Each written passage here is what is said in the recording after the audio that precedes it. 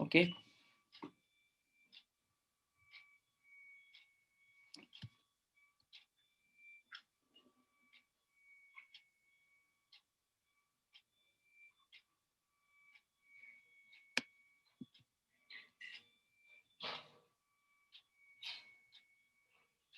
So I have Aditya over here. I'm waiting for others to join.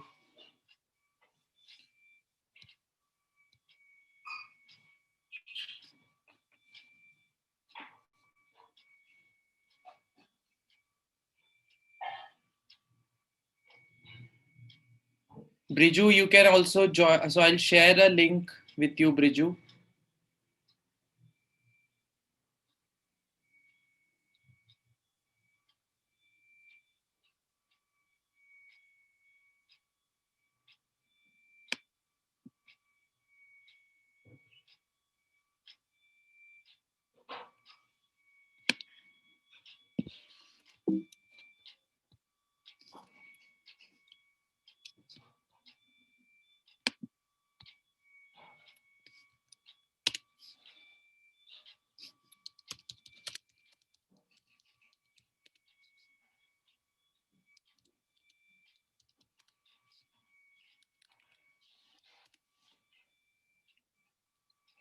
Shrutika, can you join as well? So the audiences will be given options to answer questions. Sir, I have joined it showing ask the moderator for the pin. Sure, sure. I'll just accept. Yeah, I'll just accept.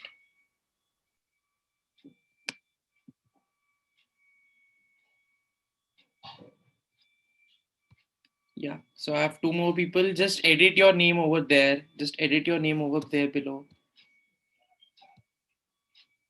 Yes, yes. Okay. So I have 5 of them over here.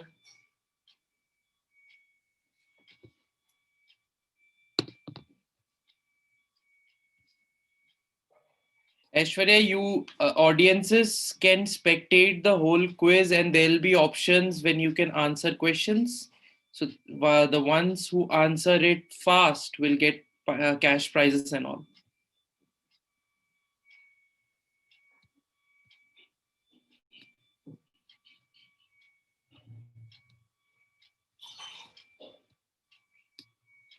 No, Hitesh, audiences cannot join. So this was we had done 3 preliminary rounds before. So this is the final event which is happening right now. Yeah.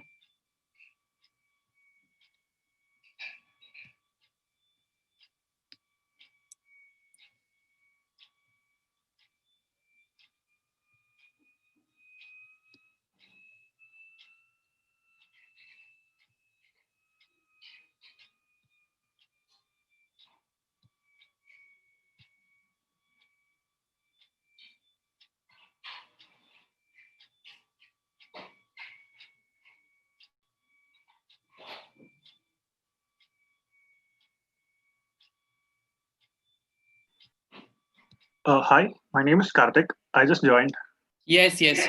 So yeah, so all the finalists who have joined now. So I'll just share a link over here. Just click on that link and there's a pin available as well. Yeah. So everyone just unmute yourselves once and then introduce yourselves and then I'll just let you know how the whole quiz will be conducted. So we have Karthik over here, we have Shrutika, we have Aman, we have Briju, we have Rishabh, we have Aditya Jaiswal. Hi, my name is Vrishabh Mamu. I'm from Pune. Yes, hi Rishabh, hi.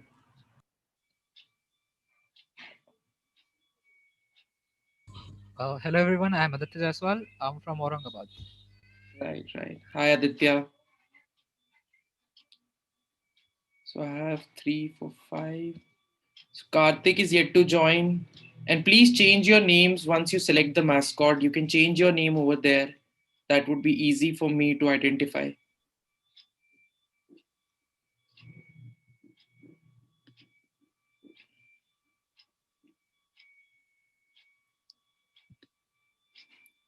Who selected Homi J Baba? Please change your name. Yes, okay.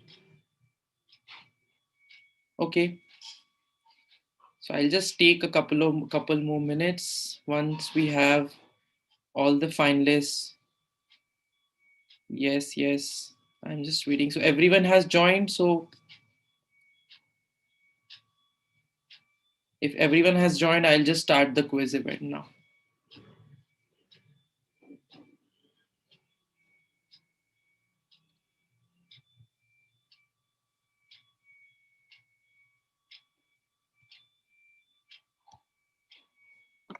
Hi, Karthik here again. Could you please confirm if you can see the change in my name? So yeah, you have changed. Okay, thanks. Sure. So I see Geet has joined the session, but she's yet to join. So audience will get a chance to answer questions as well, Sumit. So when the panelists fail to answer the questions, I'll ask the audience. Hello. Yeah, hi. This is Geet Agarwal. Right, Geet. Yeah, so I have clicked on that link what you have sent in the chat. Yeah, use the pin as well. Okay. And what? And then, Anything else I need to do there? no, you then you just select any of your favorite mascots. So we have different scientists over there. Just change your name, and once that's done, we'll just start the quiz. Okay, sure. How to do, sir? I have joined late. Could you please explain? Yeah, sure. I'll just give me a moment. I'll just share a link with you.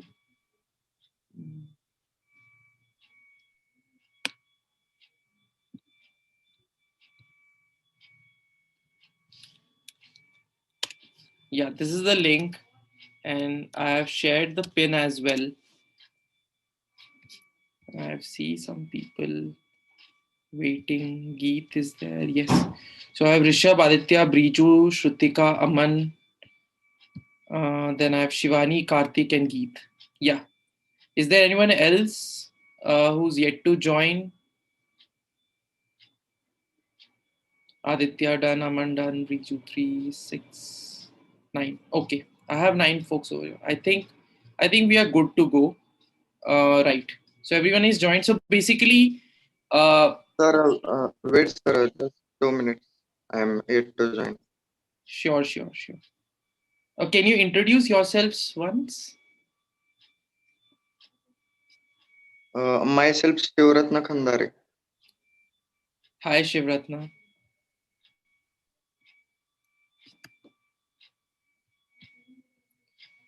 Yes, I see you over there. I'll just accept. Right. Sure. I'll take a couple of questions. So we have published the results on the Facebook page and we inform all those who made it to the finals, Aditya. So this is Aditya Deshmukh who had raised a question. Okay. So I think we have all the finalists over here now. We'll start with the quiz. Okay. So basically there are 6 different rounds over here. One is first round is fact or myth. Then we have history of science. Then we have high school science. Then science personality, space science, and then finally India and science. So the points denoted over there. So you will, if you answer it correctly, you will get 100 points. If you answer it incorrect, there's minus 100. So you'll be negative points if you answer it incorrectly. Okay. And there's a buzzer option available with you guys. So once the question is displayed on the screen, that buzzer will be activated, and the first one to press the buzzer will get a chance. So I'll be giving only the first 3 people to answer the question. So once the first person if the first person gives an incorrect answer, then only I'll move on to the next person who had pressed the buzzer. So that's the rules. There's negative points. So think about the question before pressing the buzzer. And sir, how to answer the question? Sure. Sorry. How to answer the question? Yeah. So I would like all of you guys to mute yourselves. Then I'll just let you know which person pressed the buzzer first. And then that person will have to unmute himself and then just he can speak out the answer. and then I'll declare if the answer is correct or not, and then I'll just display the answer to the audience as well. Is the question going to display on a Zoom Right, meeting right. or website? So you guys only open your website, it would be visible over there. Okay, fine. You don't have to, or otherwise you can just unmute yourself. Everyone can unmute yourself, but I'll just ask that person to speak out the answer. So that particular person will have to answer. Okay. Hello. Yeah. In that website, it is mentioned that ask the moderator to click on the pin box to admit you. So I have admitted you. this is Deep Agarwal. Yeah, I see you over there. Deep Okay. Agarwal. It's mentioned that game will start soon, so I Yeah. think I'm correct. You can just start reload that link once again. I see you on the panel over here. I see you over there. So just reload that thing. Just let me know then. Yeah, okay. Yeah, it's visible. Okay, sure. So I have everyone else. So I'll just start quickly. So I'll first section of questions are fact or myth. So here there will be a statement displayed on the screen. Then you'll have to tell that whether this is a fact or a myth. So we'll just ease out in this whole quiz process. So this is a sample question over here. So you see the question, the first edition of India Science West was held in New Delhi. So I see Briju has pressed the buzzer first. So this is a sample question, so there will be no points over here. So you guys can test out the whole buzzer. Okay, so now I'll want Briju to answer the question. So Briju, what do you think the answer is?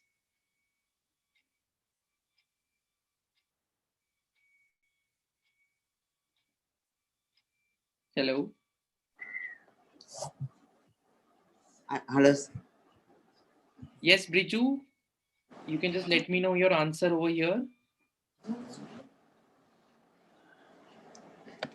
Sir. Is it a fact or is it a myth? So it's a sample question, so your answer doesn't matter right now. No, I don't know, sir. You don't know? Okay. Yes, sir. So this is how it will be operating. So since he didn't answer, so the next person who clicked the buzzer was Aman. So Aman, now you get an opportunity to answer the question. Is it a fact or? I think it's a myth. I think the first edition was in Pune. Okay. So I will just see the. So I think this is the correct answer, and yes, the first edition held it. So this is how the whole quiz will be operating. So everyone, so finalists, you just mute yourself, and then once I'll just let you know which person has to answer, and then he can unmute himself and just answer the question. Okay. Okay. So I'll just reset everyone. So everyone is on 0 points. So moving on to the next question. So we'll be starting with 100 points questions first, then we'll move on to the second row with 200 points, so and so. Okay. So this Greek physician was first to keep records of his patients' histories. Can you name this physician? So yeah, so I have Karthik. So Karthik, what is your answer? Hippocrates. Hippocrates is right. So you will be getting 100 points over there. So Hippocrates is traditionally regarded as the father of medicine. He has been revered for his ethical standards in medical practice, mainly for the Hippocratic Oath. So Karthik, you get 100 points. So moving on to the next question. This type of bond involves the sharing of electron pairs between different atoms. What do we call this bond? So I have Shivratne first. So Shivratne, what's your answer? Covalent bond. Covalent bond is right. So we have 100 points for Shivratne. Shivratna बोल के बाबा शिवरत्न काय लावलंय. Yes. Then moving on to the next question. Who is the author of the books A Brief History of Time, The Theory of Everything, and Black Holes and Baby Universe? So I have Karthik over here. So Karthik was the first person to press the buzzer. Karthik, what's your answer? Stephen Hawking. Stephen Hawking is right. So 100 more points for Karthik. Then moving on to space science. Why do stars twinkle? So this is a question where you guys will have to give a reason that why do stars twinkle. So I have Karthik again. So Karthik, you can just... Okay, as light travels through the atmosphere of the Earth, it gets refracted, and the refraction is the cause of shift in twinkle. Okay, so Karthik, this is right. So 100 points. So basically, the light travels from stars through various different layers of space of various densities. So therefore, the light is... Shivratne, can you please unmute yourself? Mute yourself. I'm getting background noise. Yeah. So therefore, the light rays deviate from its original path further. These layers are not stationary but keep on moving. This leads to the twinkling effect of stars. So I have Karthik over here with 300 points. Then there's Shivratne with 100 points. Moving on to the next question, India and science. So identify this personality. Identify this famous personality.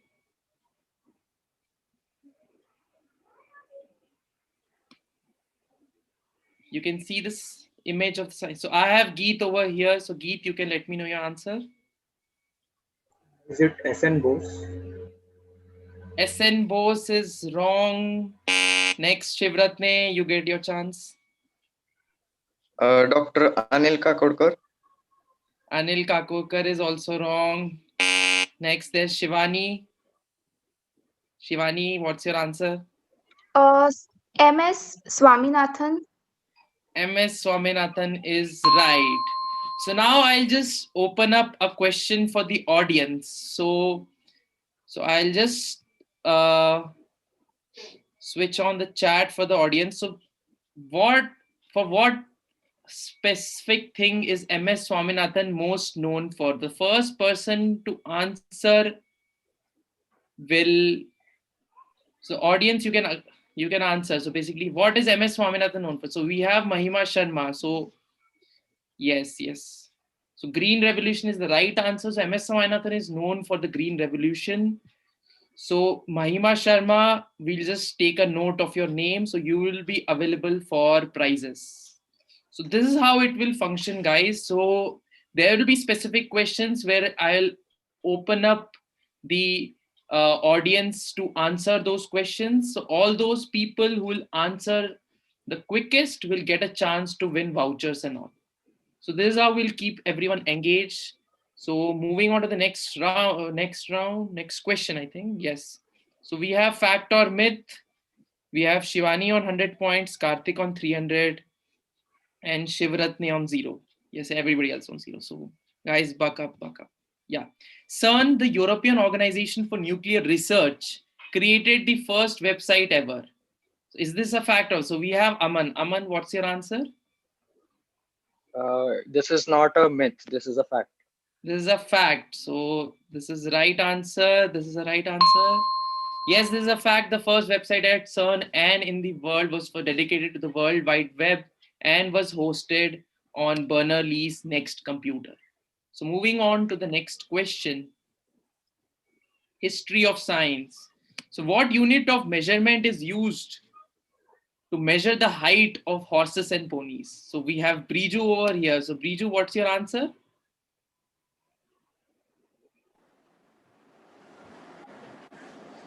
One minute, sir. You will be given just 3-4 seconds, Briju, more. So you'll have to answer it now. 4 inch, sir. Sorry, Briju. What is the unit of measurement? Sorry. Then we have Karthik next. Is it hands? Hands is right. 100 points for Karthik. So hand, an ancient unit of length, now standardized at 4 inches, is used today primarily for measuring the height of horses from the ground to the withers. Moving on to the next question. So now we'll be going to high school science. Why does the ink from the fountain pen spill out when you carry it in the airplane? So we have Aditya Jaiswal over here. Aditya. So it is mainly due to the pressure difference. So at higher atmosphere, the pressure is low, so the ink falls out. Aditya is right. So 100 points for Aditya. So basically the pressure of atmospheric air at high altitudes is less as compared to what is at sea level. So therefore, the air inside the fountain pen expands at high altitude and the ink contained inside the pen is pushed out. So this causes a spillage. Okay. Continuing to the next question. So we move on to science personalities. Identify this personality. So I'll give you a hint over there, known for his work in biochemistry and molecular biology. Audience, you please buck up. There's a question coming for you as well. So we have Shivani over there. Shivani, what's your answer? Gobind Khurana. Okay, so I'll give you 100 points. It's Hargobind Khurana. So audience, so now you have a chance to win prizes. So Hargobind Khurana got a Nobel Prize in 1922. So I want to know that he got a Nobel Prize for which subject? So, or the first person to answer. So we have Prasoon Anand with medical. Medical is right. So Prasoon Anand will get a prize for answering it correct. So Hargobind Khurana in 1922 got a Nobel Prize for medicine. So I'll accept medical as well. So Prasoon, congratulations. Now moving on to the next question. So now we'll go to space science again. Within the solar system, there are 4 Jovian planets in existence. What do you mean by Jovian? So we have Aman first. So Aman, what's your answer? Jovian means they orbit Jupiter, or they are the moons of Jupiter.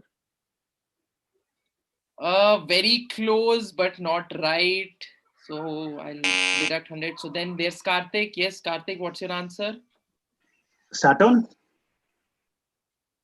I am asking what's the meaning of Jovian. So okay. Saturn is wrong. Okay. Sorry. Then there's Aditya Jaiswal. Yes, Aditya. So the planets that are in the orbit after Earth. So let's Jupiter just showed us, Saturn and the planets. So what do you mean by Jovian? So all other planets planets they orbit outside Earth. They orbit outside Earth, so that is also not right, Aditya. So now I'll just let the audience, I'll ask the audience like what's the correct answer over here. So I want to know the meaning of Jovian. So why do we call those planets Jovian?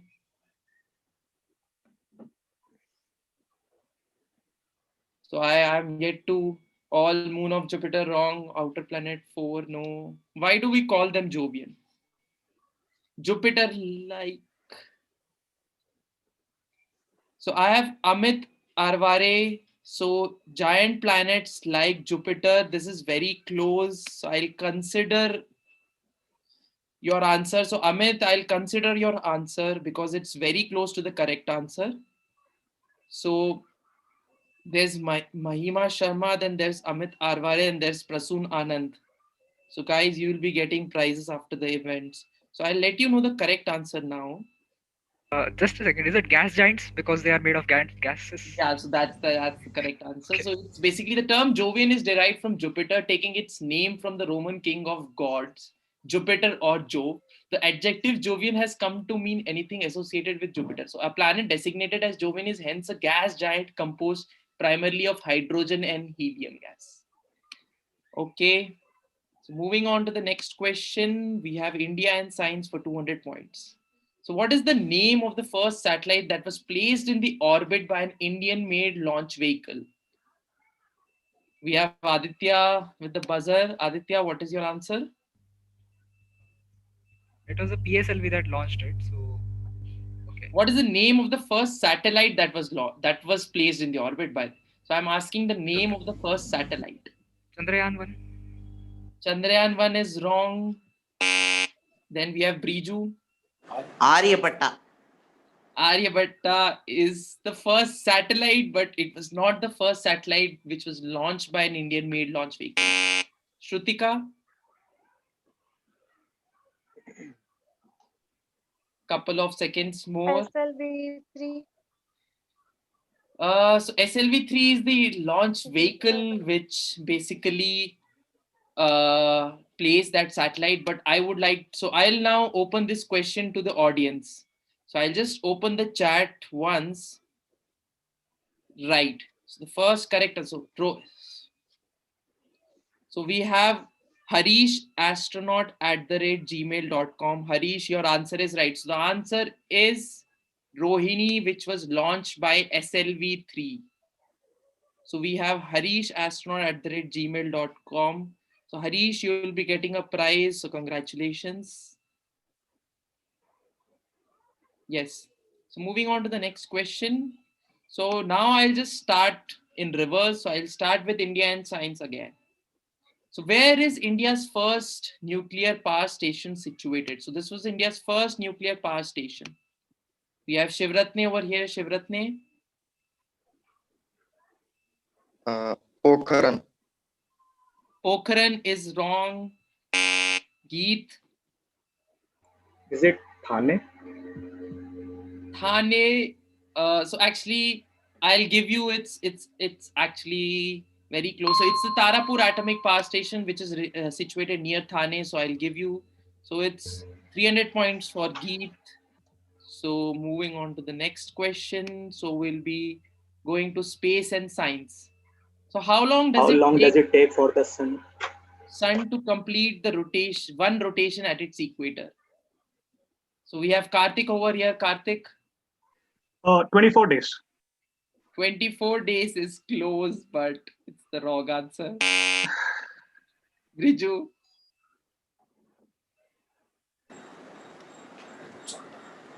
Briju, what's your answer? 225 to 250 million years. Sorry?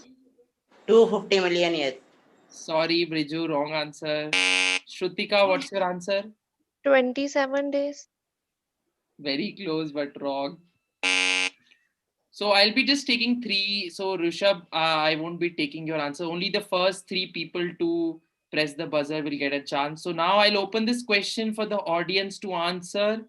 So I'll just open the chat now. Yes, so the audience can answer. So I have Prasoon Anand again. So Prasoon Anand again with 25. So 25 is the right answer. So Prasoon Anand again. So I think Prasoon Anand will be getting 2 prizes. So congratulations, Prasoon. Yeah. So moving on to the next question. So it's science and personalities for 300 points. Name the person who proposed the concept of a heliocentric system where planets orbit around the sun.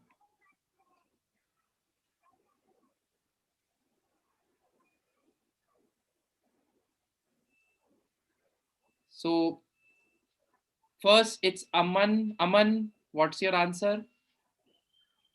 I think it was Copernicus. Copernicus is right. Nicholas Copernicus proposed this concept. So Aman, 300 points for you. So we have 300 high school science. We move on to high school science again for 300. A hot liquid keeps hot and a cold liquid keeps cold in a thermos flask. Why? So we have Aditya Jaiswal now. Aditya Jaiswal. Yeah, so the thermos is an insulated layer. So whatever, it is a closed body system. So it does not interact with the outside world. So that's why like there is no exchange of heat with the outside surrounding. Okay. So this is a very tricky answer. Actually, it's close but not exact. Okay, can I please elaborate it? So Yeah, you can. I'll give you. It is a shiny body. It's close to like a whole reflective body, so black body. So it prevents the exchange of heat with the surrounding. So Okay. I think this is good enough an answer. So I'll give you the correct answer. So basically, a thermos flask has a vacuum between the two walls of the bottle, which prevents the loss of heat or cold either by conduction or convection. And the polished surface makes the loss or gain of heat by radiation minimum. So I gave you the right answer because you talked about the polished shiny surface. So that is right. So 300 points for Aditya. So guys, advice for you people, just go through the question once and then click the buzzer if you're absolute, because there will be equal negative marking for it, so you lose points over there. So again, history of science for 300 points. What type of organism was first to be successfully modified via the techniques of genetic engineering? So we have Rishabh over here. Rishabh, what's Uh, your answer? it was a bacterium. Bacterium is right. So 300 points for Rishabh. Moving on to the next question. It's a fact or myth question. So 300 points. So gravity is the weakest of all the four fundamental forces of nature. Is this a fact or a myth? Yeah, this is a like fact. Okay, it's right. So Aditya, just wait for me to assign then answer, but that's fine. I recognize your voice. So okay, this is right. So I'll be so it's a fact. So ordered from strongest to weakest, the uh, fundamental forces are the strong nuclear force, the electromagnetic force, the weak nuclear force, and gravity. So gravity is the weakest of the four fundamental forces. So now I'll take some questions from the audience. So audience have been pasting answers over the Q&A box. So I'll just ignore those. Okay.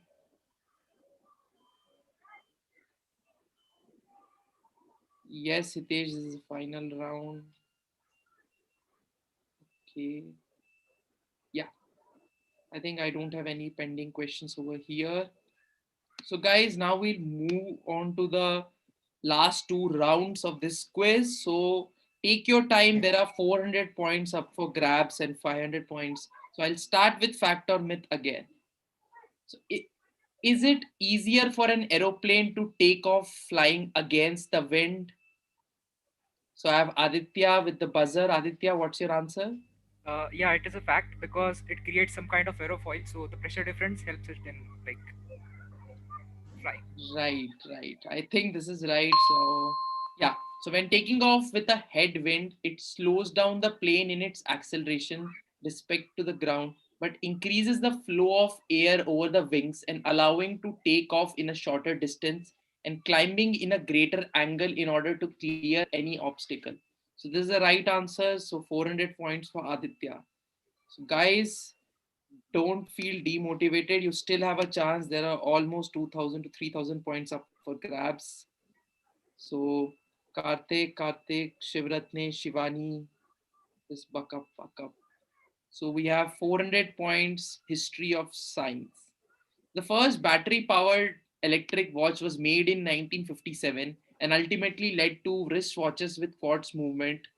Which company unveiled the world's first wristwatch with a quartz movement? So I have Karthik over here. Karthik, what's your answer? It was the Seiko from Japan.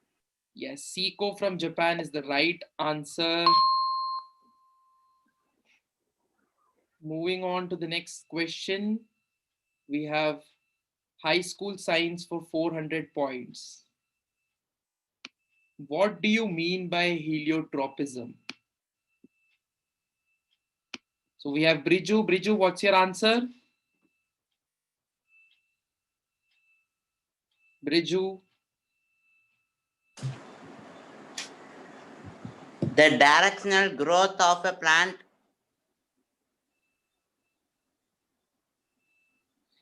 Briju, that's not complete. So I'll just. Karthik, what's your answer? So plants grow towards sunlight. This behavior is called heliotropism. This is right. So the tendency of an organism to orient itself in relation to the stimulus of light is called heliotropism. So now I'll open up the audience for some answers. So people, I would like to know, can you give me one example of any flower or plant which basically demonstrates this phenomenon of helio? So we have Venkat Ramana with sunflower. I think that is right. But say Venkat Ramana is a finalist. So I'll take Chavi Mittal's answer. So Chavi Mittal will also get a prize. So, sunflower is the right answer over there. So I'll just. Sir, excuse me. Yes. Sir, my phone battery is going down. Can I open this website on other phone? Yes, you can do it. Can you wait for a minute? I won't be waiting, so you just join. You'll miss those questions because this will run on a schedule, so I can't wait over here. Okay, I will try to do it quickly then. Okay, so we'll move on to the next. So I'll take some of the audience questions. For what work did Raman sir got Nobel Prize? So Amit Arware is asking questions. Okay, sunflower. Sunlight done. Sunlight done.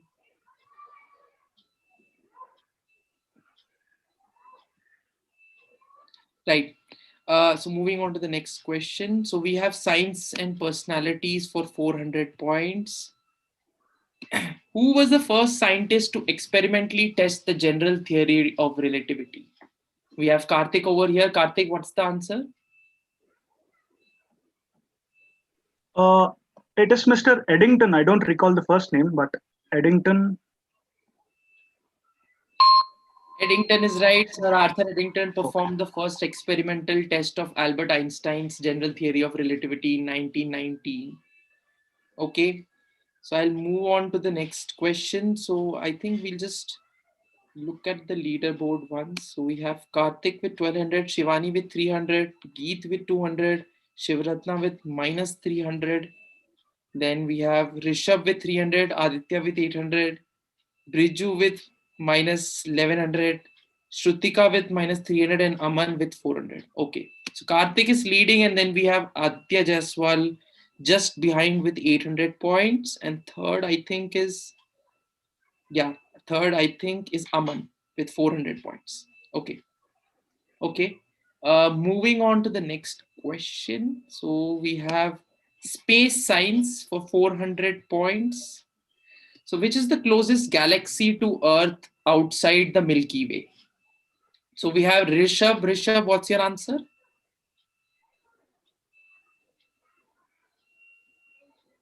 Rishabh. So I'll give a couple of seconds more. Rishabh, what's your answer? It is the Canis galaxy, dwarf galaxy. Sorry? Canis dwarf galaxy.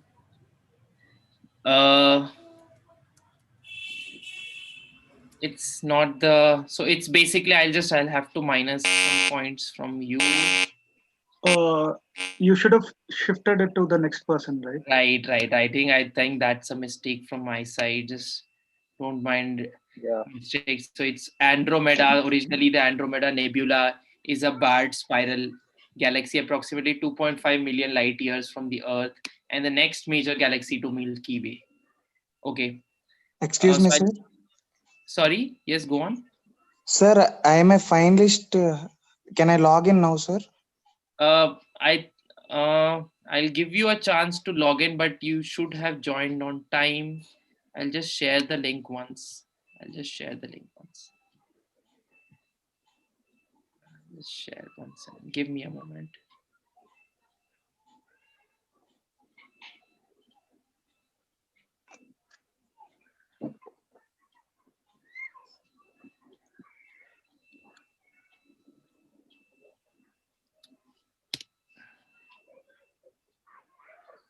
So I've shared a link over there, and I'll also share a pin for this.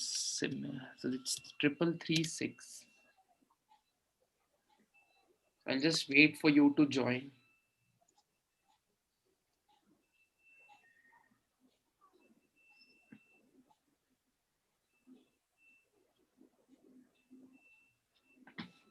Yeah. So I'll just approve, done. Yes.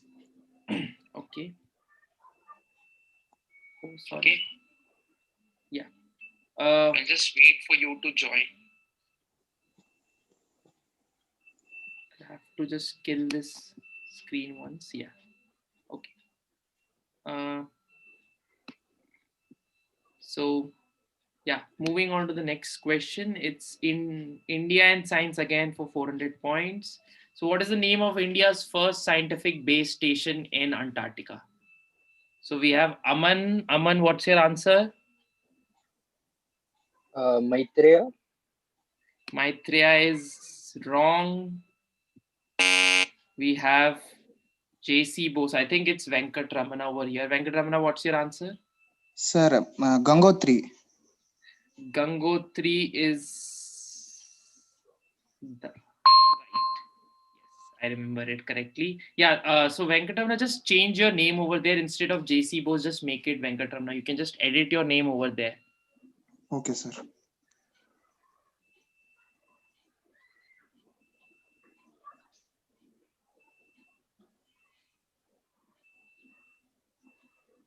Yes, Yeah. sir.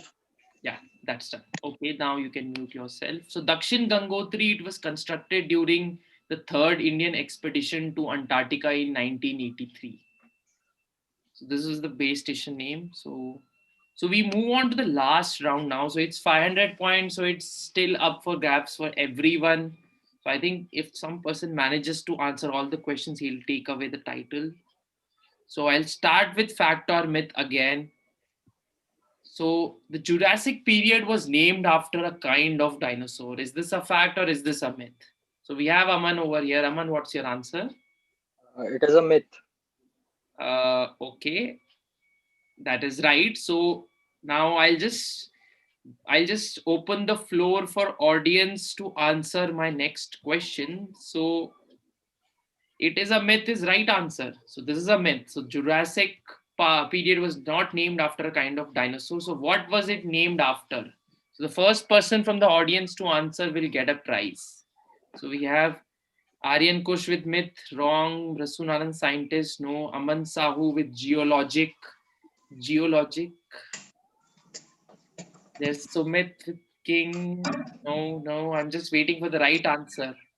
So what is the name Jurassic named after? So this period was named after a specific thing.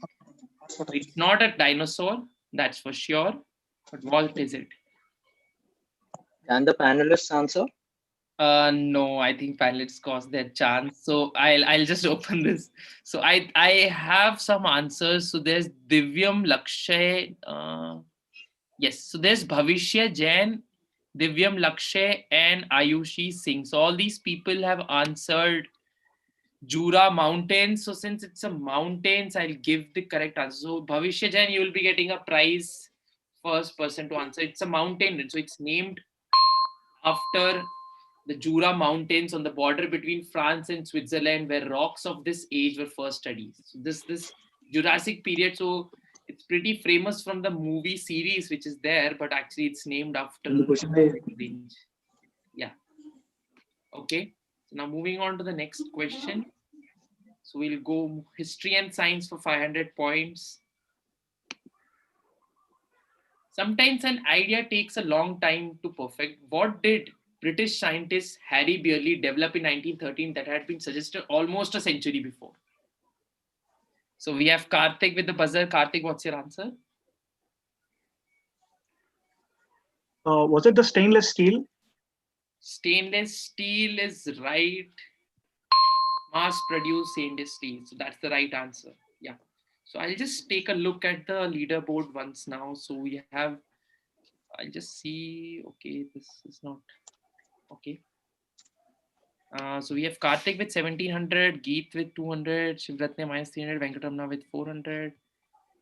Then we have Aditya with 800 and Aman with 500. So it's a tough fight between Aditya and Karthik. I think other people will be fighting for the third and fourth places, I think. Yeah.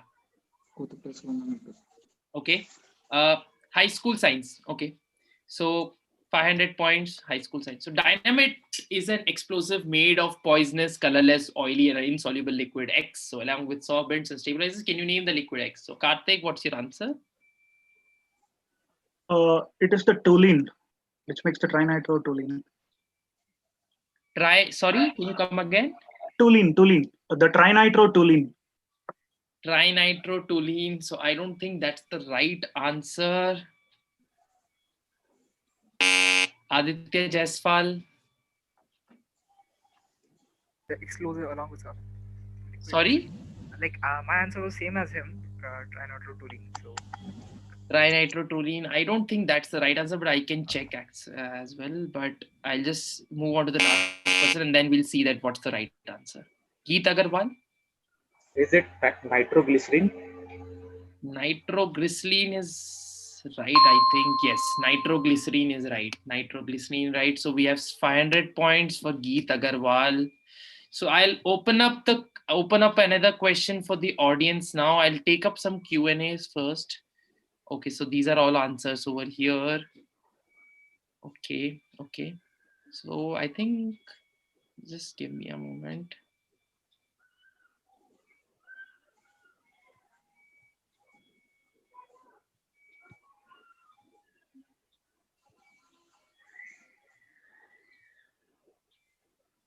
Okay.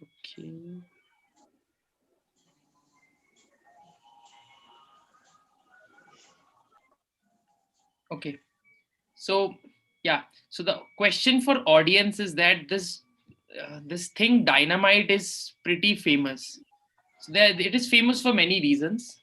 So I want to know, like now I'll be sending a delimiter over there. Now I want you guys to answer like which person is most associated with dynamite. So we have Chavi Mittal with Alfred Nobel. I think that's the right answer.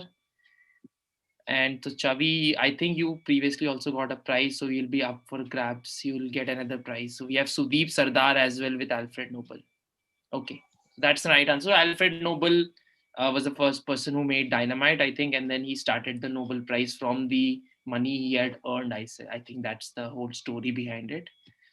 And I think the interest is being paid. So the interest which comes from the amount which he had earned during his lifetime is used to pay for every year prizes. I think that is the concept over there. Am I right? Or anyone from the panelists can add on to this? Okay. I'll just go to the next question now. Just give me a moment. Yeah. Okay. So moving on to the next question, it's science personalities for 500 points. So identify this personality. So he is famous for his experiment on an 8-year-old boy, James Phillips, where he inserted pus taken from a cowpox pustule and inserted into an incision on the boy. So Karthik, what's your answer? Edward Jenner. Edward Jenner is right. So I'll just open up a question for the audience again. So audience, you guys have a chance to answer again. So Edward Jenner, so this is known for developing a vaccine for a particular disease. So what is that disease? So the first person to answer. So we have Hitesh Chopra with smallpox. Smallpox is right. So Hitesh Chopra, you will also be getting a prize. So smallpox is right. So I'll just, and Karthik with the correct answer will give you. So Edward Jenner is answer. Basically, he took the pulse, that pus from a cowpox. So cowpox is another disease which happens to cows. It's a mild disease.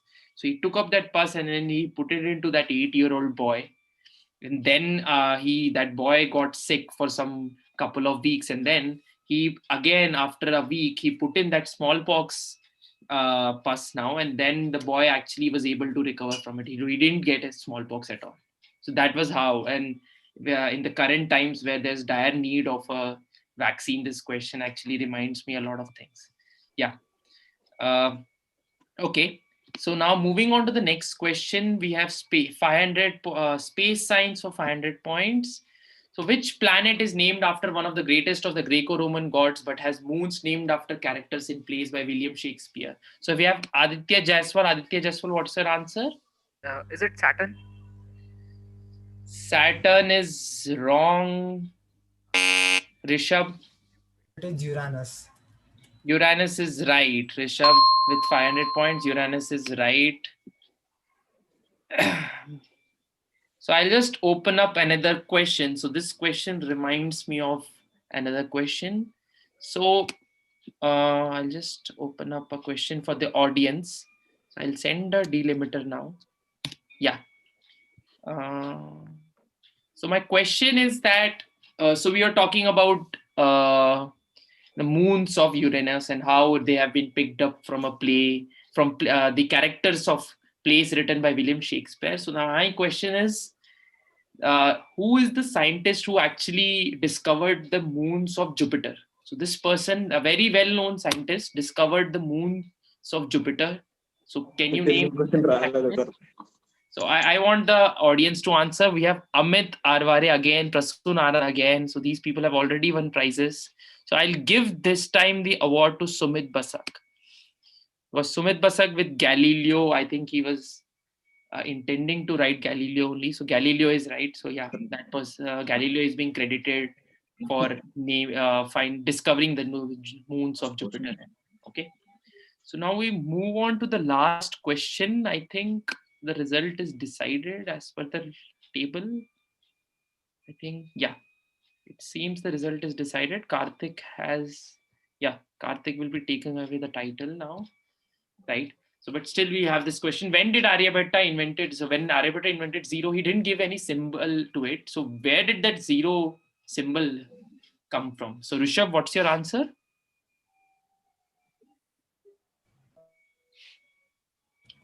It was Okay, like. I'll just move on to the next person. Too much time. Hello. Geet Agarwal, what's your answer? Brahmagupta. Sorry, what your answer? Brahmagupta. Wrong answer. Shivratne, what's your answer? European.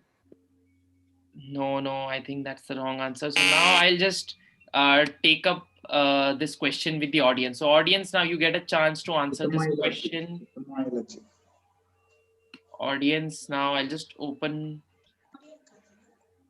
word. So I'll repeat the question again. Where did the number zero get its symbol from?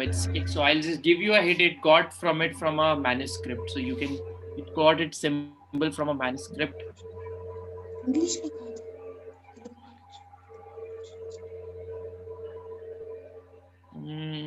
Not Devanagari. Mesopotamia, no. Babylons, no. Audience, take your time, but I want the right answer. Manusmriti, no. Brahmagupta is also, it's not the right answer. So now I'll give a chance. I think I've got the right answer. It's Pragya Bansal. So Pragya Bansal with Bakshali. So Bakshali is the right answer. So it's the Bakshali manuscript. So Bakshali is a place now in Pakistan, but this is where that symbol from zero was originated. Okay, so I think we are done with the quiz. We are done with all the questions, and now just who is the winner? So I think it's Team Karthik. So Team Karthik. So Karthik, you win the first prize. Then we have Aman in second prize and Venkat Ramana in third position. So you are the top three. So Venkat Ramana, even though joining pretty late, so he got the third prize. Okay. So now I think I'll just let Karthik and Aman and Venkatramana just talk about like how was the whole experience of this quiz? How were the initial rounds? Is there something we can improve? Okay, this was really great, very well organized, in fact, and it was very seamless to be. This is the first time I'm doing it on this new platform. Right. Play Factile, and thanks for a wonderful experience. Happy to be right. So I think this was very easy for me to handle as well. So I think we will plan some more quizzes in this month as well. So we'll plan some more rounds. I think this went pretty easily and it was a good experience talking to all you guys and all. And so I will Karthik, Aman and Venkatramana will just contact you regarding the prizes and all. We just let you know how the whole procedure will occur. Okay. So I'll just take some time out and I'll just ask the audience with some questions. So I'll just ask audience some questions. So you guys can help us in framing some questions. So you can ask questions and then I'll just open up the chat for the audience and the first person to answer from the audience will get a prize. Yeah, so I think I'll give Karthik a chance. So since he won the first prize. So Karthik, you can just ask any question to the audience and the first person from the audience to answer will get a chance to win a prize. Okay, sure. I'll take a second. Sure. Take your time.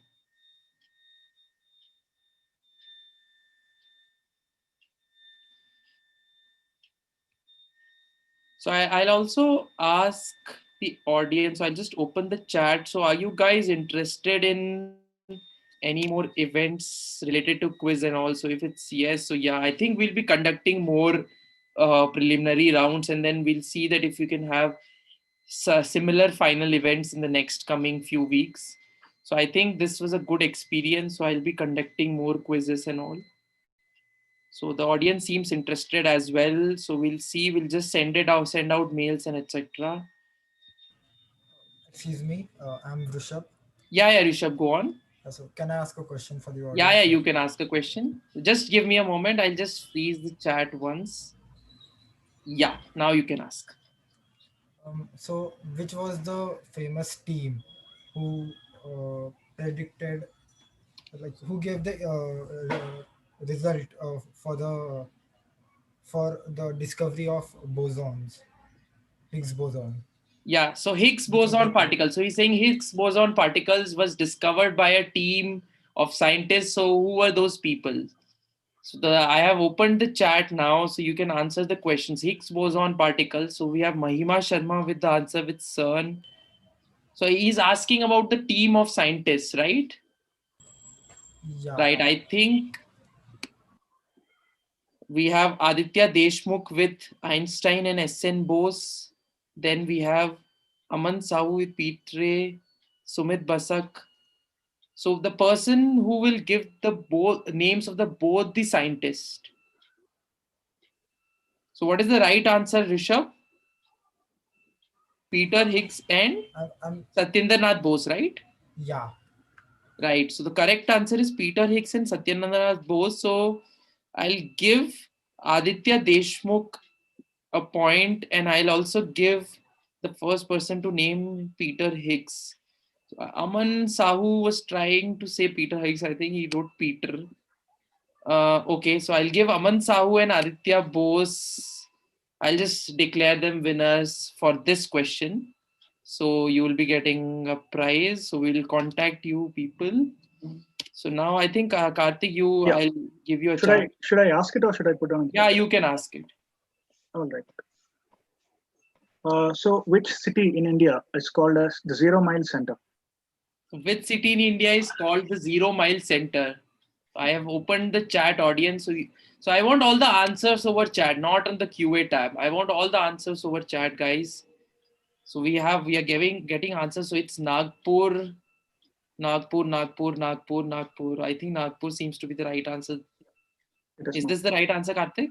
Yeah, it's Nagpur. Nagpur. Okay. So I have Sumit Basak with the right answer and Milan Khaddar. So Milan Khaddar and Sumit, congratulations. You will be getting prizes related to this question. Yeah. Okay. So I think we have 5 to 10 minutes now more. So we'll ask some questions, and audience, you guys can ask some questions. So do you have any questions regarding some of the events related to ISF and all? So you can ask some questions, and anyone from the panelists, feel free to ask questions. Just let me know. I'll just close the chat at that time, and then once you ask, I'll just let the audience answer questions. So we have, so audience, feel free to ask some questions related to any ISF event, anything related to ISF. So we'll be conducting more quizzes. So we'll keep you posted. We'll keep the Facebook channel active and all. So we'll keep you posted. I think this was a good experience for me. So that's why I'll be conducting more preliminary rounds and final rounds. I will take this quiz Inquisitive India forward. So I think there's a question from Aryan on the Q&A tab. So I'll just take up this question to audience. Let's see who gets the right answer over there. So the question is, a ball is traveling in deep space with no stars and planet. Around its acceleration is derivative. Okay, I think I am going berserk with the statement. It's derivative of velocity in respect of time, but how do we know that the ball is moving or not? This is not typically a quiz question. So I'll ask audience the question. So on the second day of the ISF event, there was a famous interview with a scientist an MIT scientist. So can you name the scientist? So we had a interview on the second day of ISMO 2021. So it's an interview with a scientist from MIT. So he's known for robots. So we have Chavi Mittal with the right answer, Rodney Brooks. Chavi Mittal is the right. Okay. So I'll just ask, so how many of you guys, audience, Chavi Mittal, you'll also be getting a prize related to this question. How many of you guys had attended the ISF 2020, which was held in Pune? So anyone from the panelists were aware of the event which was held in 2020? Yes, I was there. Karthik here. I was also there. Okay, you were there. Oh, nice. Okay, so Rishabh I'll was ask a also. question. So there was a famous brain scientist who is an Indian origin scientist. Uh, so who gave a talk at the ISF 2020? Famous, very famous brain scientist. So he's the first person. He's written many books related to brain and the functioning of brain. So can you name that scientist? Ramachandran. I'll just let the audience answer. We have VN. So we have Aditya. Yes, I think Aditya. Aditya. So Aditya, what's your complete name over there? So it's VS Ramachandran. So we had VS Ramachandran last time. Acha, Aditya Gupta. Okay. Okay, guys. So I think we are done with the event now. So I'll be taking questions. Feel free to ask any question related to ISF, related to the. So we'll be having another event in, I think, at 7 o'clock. So stay tuned. So don't leave the session. So we'll be having another event. So I'll ask all other panelists. So I think Vishal is also here, and you can ask any questions. If someone is interested in asking questions, just let me know. Otherwise, audience, feel free to post any questions related to ISF.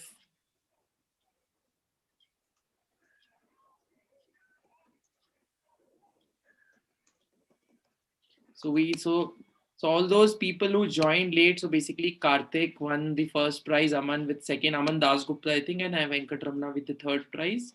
So we'll be having more quizzes in the next couple of weeks. So we'll just let you know when the preliminary rounds will be held, and we'll be conducting finals in a similar format. Right. When was the first ISF session? When was the first ISF? I think I didn't understand this question. How will you get prize? We'll let you know, Hitesh Chopra. We'll let you know how will you get prizes. Yes, Aditya will get a prize.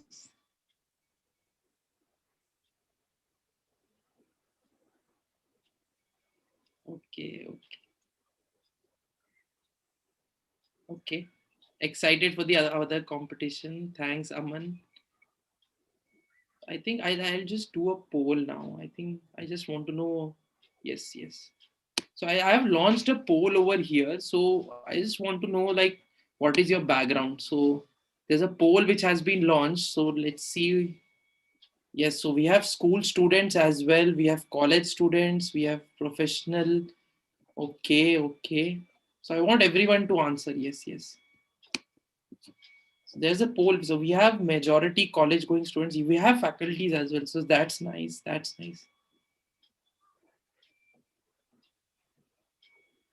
Nice.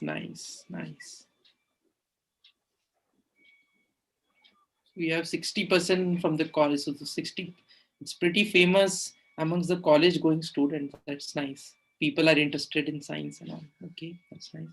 Okay, so I think there's a drawing competition also, which will be held this Sunday at 12 o'clock. So all those people who didn't register for the drawing competition, just go on to the website and register yourselves. So we have 60% college going people, and then we have 23% school, and then we have some from faculties and professional tech. Okay, so there will be a drawing competition held this Sunday at 12 o'clock. So Sunday, I'll just share the link of the event. Just give me a moment. Yeah.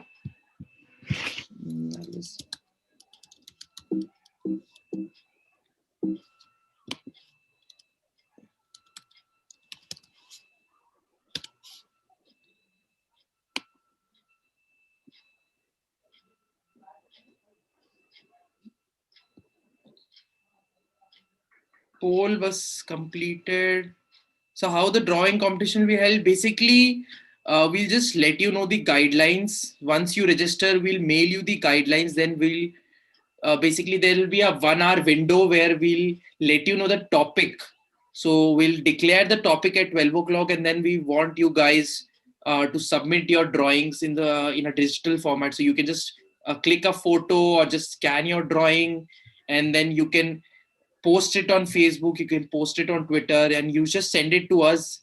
You just mail it to we guys, and then we can just have a look at it. And that's how the competition will be held. So just the topics will be declared at 12 o'clock, and then you will get 1 to 1.5 hour time to just make your drawing, post it on Facebook, post it on social media, and then you just mail that image of that drawing to us, and some of the details will be picked up from the registration form, so that will be fine.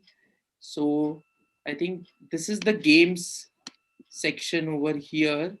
So we have drawing competition over there, we have model making competitions as well. So the guidelines for the drawing competition is that the entries, so there will be a theme which will be presented at 12 o'clock via that Zoom webinar. So we'll be launching that webinar at 12 o'clock, and we'll let you know the theme. So there'll be a group of themes. You can pick up any of your themes, just make your drawing, and 1 entry per person. Then you have to just get white hand A4 size papers. You can just use crayon, sketch pen, painting, any coloring equipment, and the drawing and then once submitted, this will be judged by experts and all, and then we'll just let you know the final results. So we'll be needing a PNG or a JPEG for photo of your drawing. So that's within that 1 hour interval you need to submit that drawing. So that's the only condition. So you will be getting prizes worth rupees 1,000, Amazon gift cards and all. So, and there are also model making competitions. There is Pictionary, which is going to be held. Then we have a science jam. We are planning a treasure hunt as well. So we have a lot of games going on this whole month. So we'll just let you know. We'll post on social media and all. So we'll keep you guys posted. We'll let you know like when will the exact competition, and there will be more quizzes as well, because this quiz program went very well. So that's why I'll be holding more quizzes, etc. So I'll take some questions now. Okay.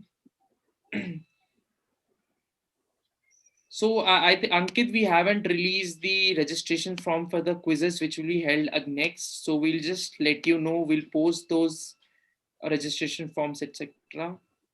Okay. Drawing competition will be held on Sunday. Certificate for attending these sections, we'll let you know.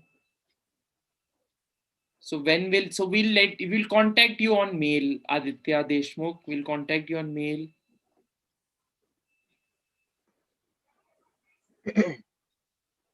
Okay. Right.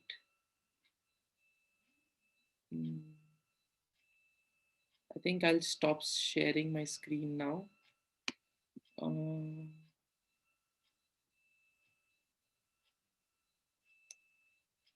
I'm taking some questions. Share link of drawing competition. Just give me a moment. I'll just share their link. Just a question. Yeah. Basic. How many participants were there for the quiz initially? So we had 3 preliminary rounds. So there were 60 in the first round, 60 in the second round, and there were around 160 in the third. So there are around 300 people participated in the whole quiz event. Okay, yeah. Thank you. Yeah, there are around 300 people, yes. So I'll be pasting the links over chat.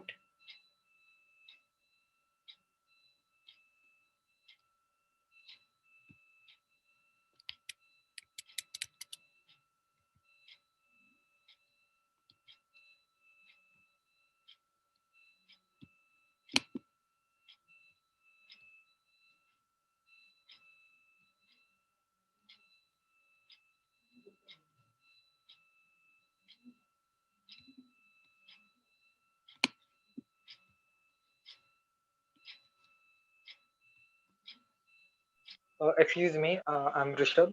Yeah, Rishabh, go on. Yeah, so I'm going to get certificates now, like for Yes, yes, participation. yes, you will be getting certificates. Yeah, thank you. It was fun. Thank you. Yeah, so I'll just take some final statements from the all the finalists, and also how was your experience and all, and then I think Shruti will take over. Yes. So we have a session lined up at 7 o'clock. So yeah, I'm just waiting the next person to take over. Yes, we have a session lined up. So it's on sports and science. So we have an eminent personality. We have a good panel over here. We have Dr. Deepa, Malik, we have Manish, Rana, and all. So you should attend this session.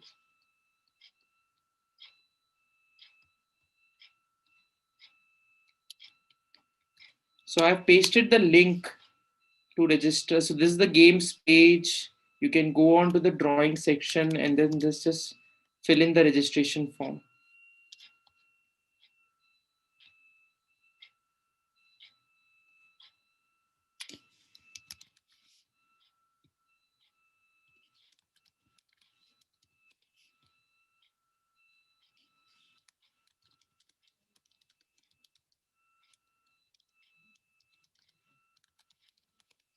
Okay.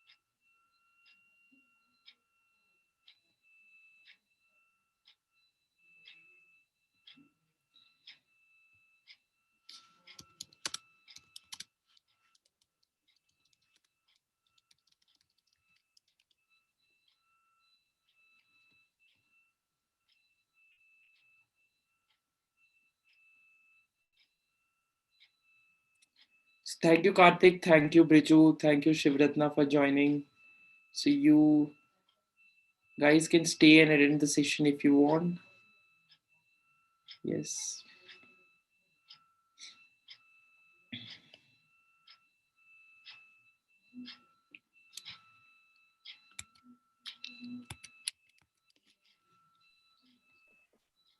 Just another question. Yeah, yeah. So where would these results be announced and when? So we'll be contacting you via mail as well, Okay, and then we'll post these on social media, etc. great. And right, within a short duration. Okay? Yeah. These will be done in a week or something. Great. Thank you. Okay.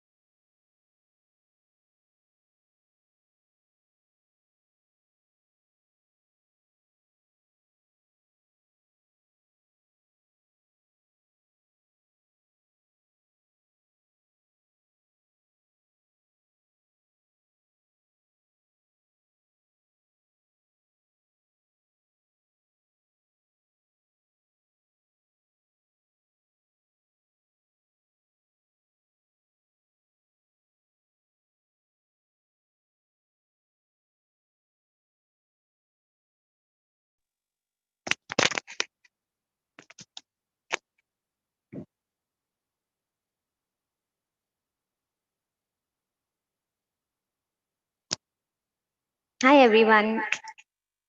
We'll be starting the next session shortly. So, we have a very exciting panel discussion lined up. It's about sports science and how it's useful for para athletes, and how sports science can really empower para athletes and improve their performance. So, this is a very exciting panel discussion, something that we really do require in our country. And we're very excited for the same. So, if you could just hold on for some time, we will start soon.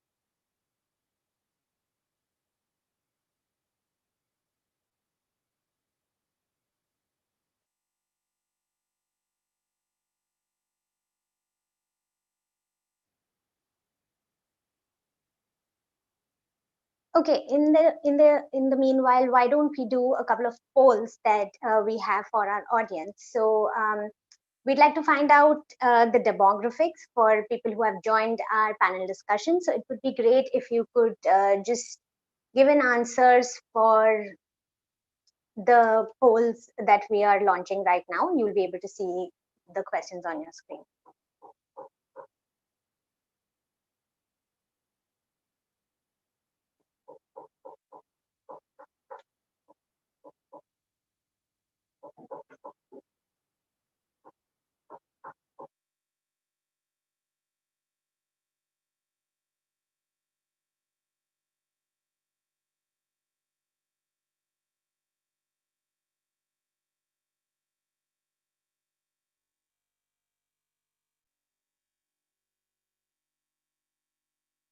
Okay, so from what I can see on my screen, and I'm sure all of you can too, we have a majority of college students, which is fantastic. We have school students next, and then we have a few faculty members too, and we have professionals joining in from tech life science. So I think that's fantastic. We have a variety of attendees who have joined us, and maybe I could find out a little more about your background. So why don't I share another poll with you? Let's find out how much we know about the current topic at hand.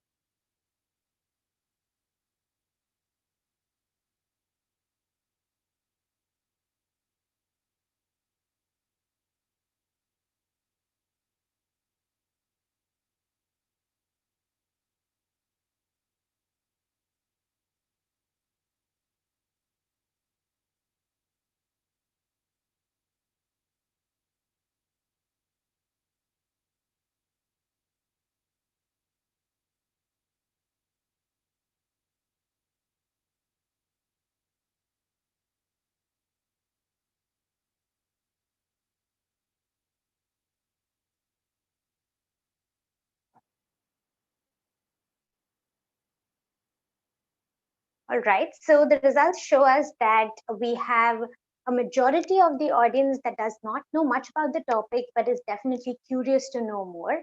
Some of the audience members have read about the topic somewhere, but don't know much about it. And some have actually studied this topic and wish to pursue it professionally. And we don't have anyone already working in the field amongst our attendees. So that actually makes for a very, very interesting audience. And I think before we start off the panel, allow me to introduce myself. Um, my name is Shruti Sundaresan, and I'm working as the program coordinator for India Science Festival. So on behalf of the entire team, I'd like to extend a very warm welcome to all of you. Welcome to day 3 of India Science Festival. which is India's largest virtual science festival. This festival is spread across the entire month of January. And we have some really exciting talks, panel discussions, workshops, demonstrations, and online games lined up for you all to enjoy. And the best part about this festival is that it's free for all, for we truly believe in making science available to all. We've conducted our polls. We just want to tell you about the format of the panel discussion that will follow. Our moderator will introduce all the panelists. We'll have a discussion that goes on amongst the panelists, and then we will soon have, in the last 15 minutes, we will have a Q&A with the audience. So there is a question and answer tab on your screens, and you can put in your questions, and the ISF team will make sure that the moderator takes them towards the end of the session. So I think without any further delay, we can begin our session. And let me just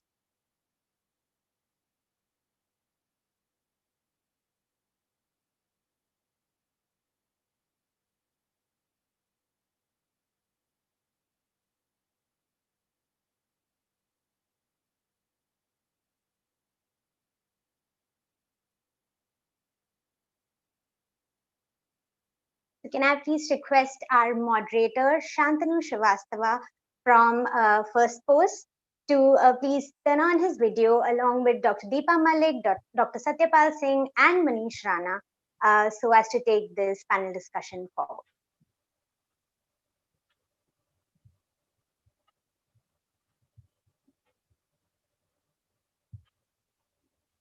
Hello.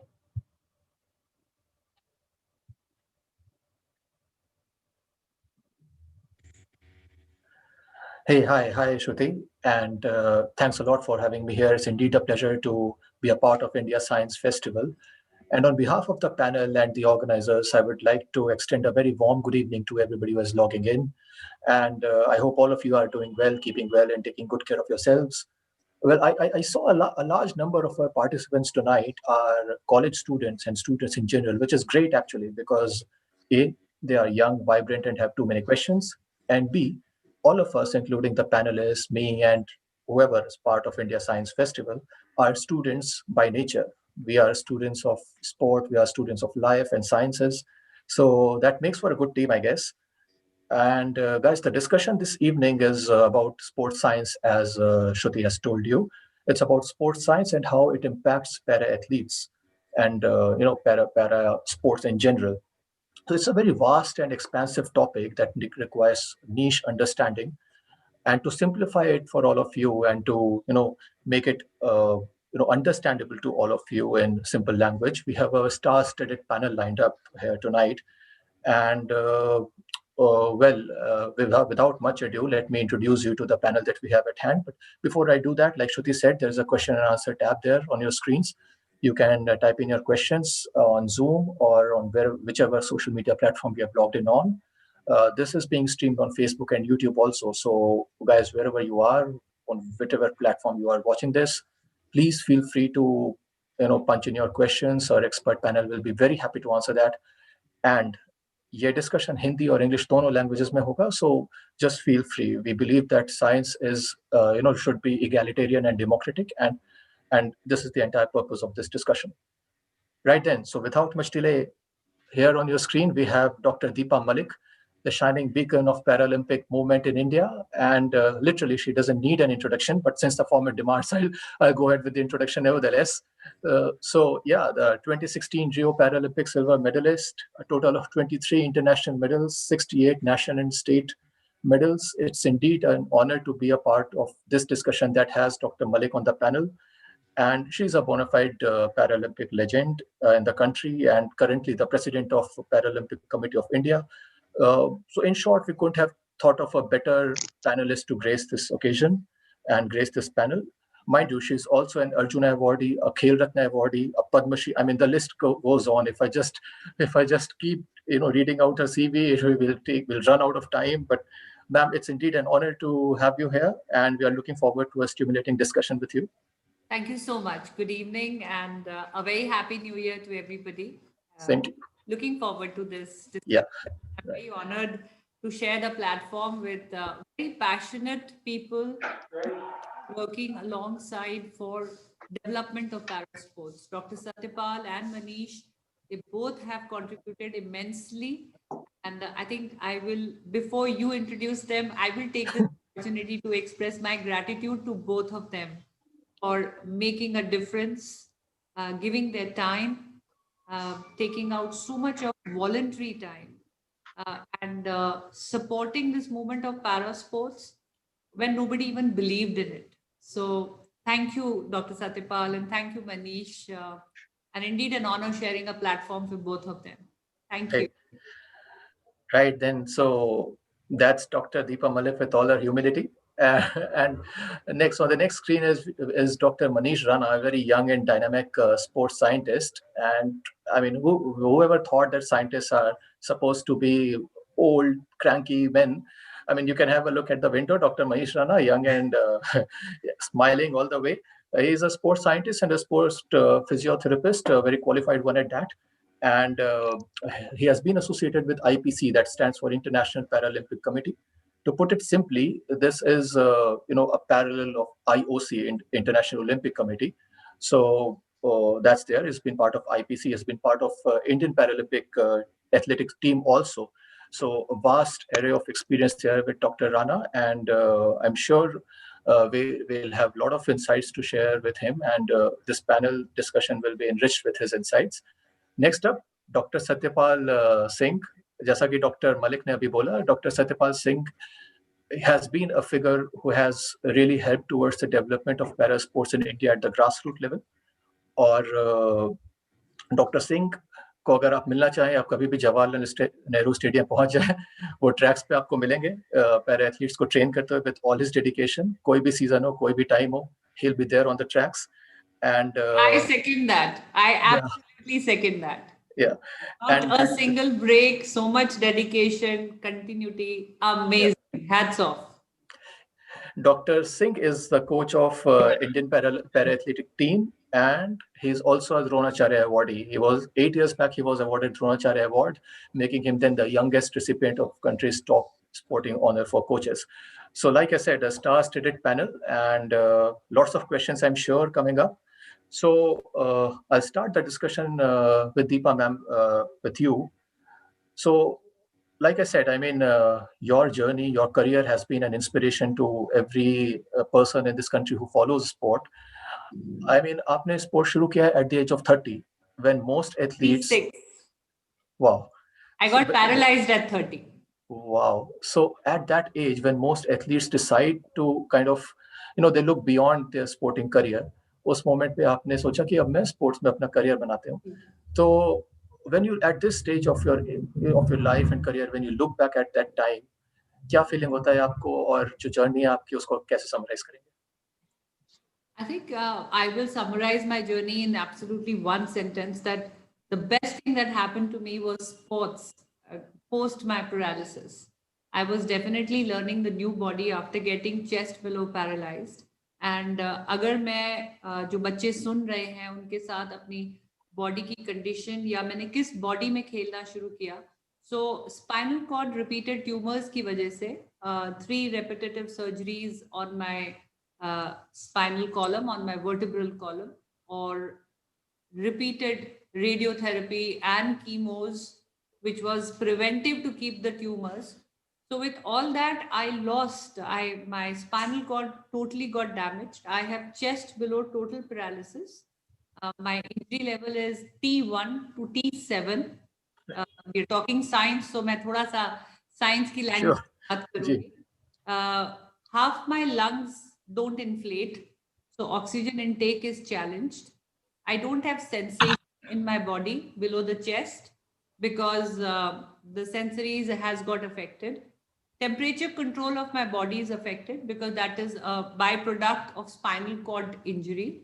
I don't have a torso balance, so I have to continuously support my body with my arms. Fortunately, I have arm strength, but my shoulder is not that strong because of repetitive surgeries between the shoulder blades. My bowel and my bladder is also affected. I don't have any control on my urine or on my stool. So everything has to be artificially managed. या फिर हमेशा एक diaper पहनना पड़ता है कि कहीं public या खेलते हुए या ट्रेनिंग करते हुए स्टूल ना पास हो जाए या यूरिन ना लीक हो जाए. सो एक ऐसी बॉडी में मुझे एट द एज ऑफ 30 मैं आ चुकी थी और बहुत डाउट्स थे. And I was a mother of 2 daughters. I was learning the new body and मैं बहुत कंसिस्टेंटली अपनी फिजियोथेरेपी कर रही थी बिकॉज मुझे यही बताया गया था कि to be able to live in this body I have to continuously do exercises because मुझे स्पास्टिक पैरालिसिस भी है. स्पास्टिक पैरालिसिस का मतलब है कि मेरी बॉडी में स्टिफनेस आती है, स्पाजम्स आते हैं, उससे जॉइंट्स में अकड़न आने का डर है. तो मुझे लगातार पैसिव मूवमेंट्स भी करने हैं, एक्टिव मूवमेंट्स भी करने हैं विद असिस्टेंस. और इसके लिए I used to go to the physiotherapy centre या एक फिजियोथेरेपिस्ट घर आते थे जिसे पार्ट ऑफ ट्रीटमेंट समझा जाता था. जब ये होता था तो everybody use to call me a patient. 6 साल गुजर गए. मैंने इमोशनली अपने आप को वेलबींग की तरफ डाला. मैंने इतने बड़े शॉक को ओवरपावर किया. I started handling my homework, looking after my children, running a home, even ran a restaurant, food catering business. Still, identity change नहीं हो रही थी. Identity हमेशा एक dependent person की, unhealthy person की, sad, indoor, और I think ये identity मुझे मंजूर नहीं थी. And that is how I shifted. But the moment I got to know that there are sports, of course sports already थे, मैंने adventure sports भी किए.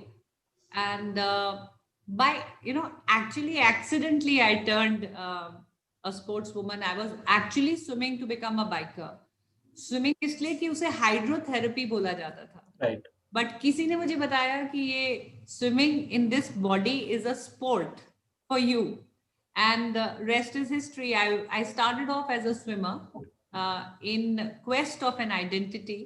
And the very year I joined, I got an opportunity to represent country at Pacific Games. Though my swimming career was not a very good career, nationally and state level medals I won. Internationally, I could not fare well. And that is the time Dr. Satyapal and Dr. Singh, and they were the stalwarts coaches during those times. And उन्होंने फिर मुझे बोला कि you should shift gears to athletics. And at the age of 39, I shifted gears to athletics. अब लोग मुझे खिलाड़ी बोलते हैं, healthy बोलते हैं, लोग मुझे outdoor person बोलते हैं, लोग मुझे international achiever बोलते हैं, लेकिन अब मुझे कोई paralyzed patient नहीं बोलता है. Wow. I think आपके जितने भी medals हैं, I think this achievement ranks right up there for you, isn't it? Or I mean, ma'am, as a journalist, I have read about you. I have researched about you, and each time I read about you, each time I listen to whatever you have to say, it's a whole new feel. I mean, जितनी बार भी ये story सुनो उतनी बार inspiring लगती है. And I'll come back to you, ma'am, because आपने बताया कि आप एक से ज़्यादा sport में you dabbled with shot put, javelin, swimming. So how did your body adapt to those various sport? What kind of adjustments did you have to undergo technically, physically, all those stuff? I'll come back to you. I'll go to Dr. Manish Rana first. So Dr. Rana, since you have the expert authority in this panel to talk about the scientific aspect of sport, what I want to ask you is a very simple basic question. Sports science क्या है? What is sports science? And उसका Paralympics या para athletics में, para sports में क्या contribution है? कैसे दोनों चीजें हम sync कर सकते हैं? First of all, I'm glad that I'm here, and I actually say the same thing. जैसे दीपा मैम अभी बोल रहे थे, it is my pleasure actually. Ma'am is being so humble with you, with Satyapal sir, and with all the other participants, and Shantanu. Thank you so much for having me here. And yeah, like not wasting much time and coming straight to sports science. So sports science क्या है? I mean, सुनने में बहुत simple लगता है कि sports की science is sports science. But actually, what is that? What does that mean? I mean, sports science basically it is the science of our human performance, how our body reacts, how our body adapts, and what is the actually the rational way of looking into human performance. कि हम हाथ ऊपर क्यों उठा रहे हैं, यहाँ से यहाँ आ रहा है तो क्या काम हो रहा है, कैसे एंगल जा रहा है, जैवलिन हम थ्रो कर रहे हैं, लाइक मैम सेड, मैम अलग अलग डायनामिक्स में खेल चुकी हैं, like swimming is a water sports, throwing, and then as well as adrenaline sports like racing and all. So how a human body adapts in different environment actually, and एक और simplify करूँ तो it is a team with a team basically. So let's say now this is a perfect example. Deepa ma'am is the athlete, Satyapal sir is the coach, and I am the sports scientist. So I along with my other like biomechanists and the sports and strength and conditional and physiologists, physios, this is all team, but the close knit team is Dr. Satyapal the coach and Deepa ma'am the athlete.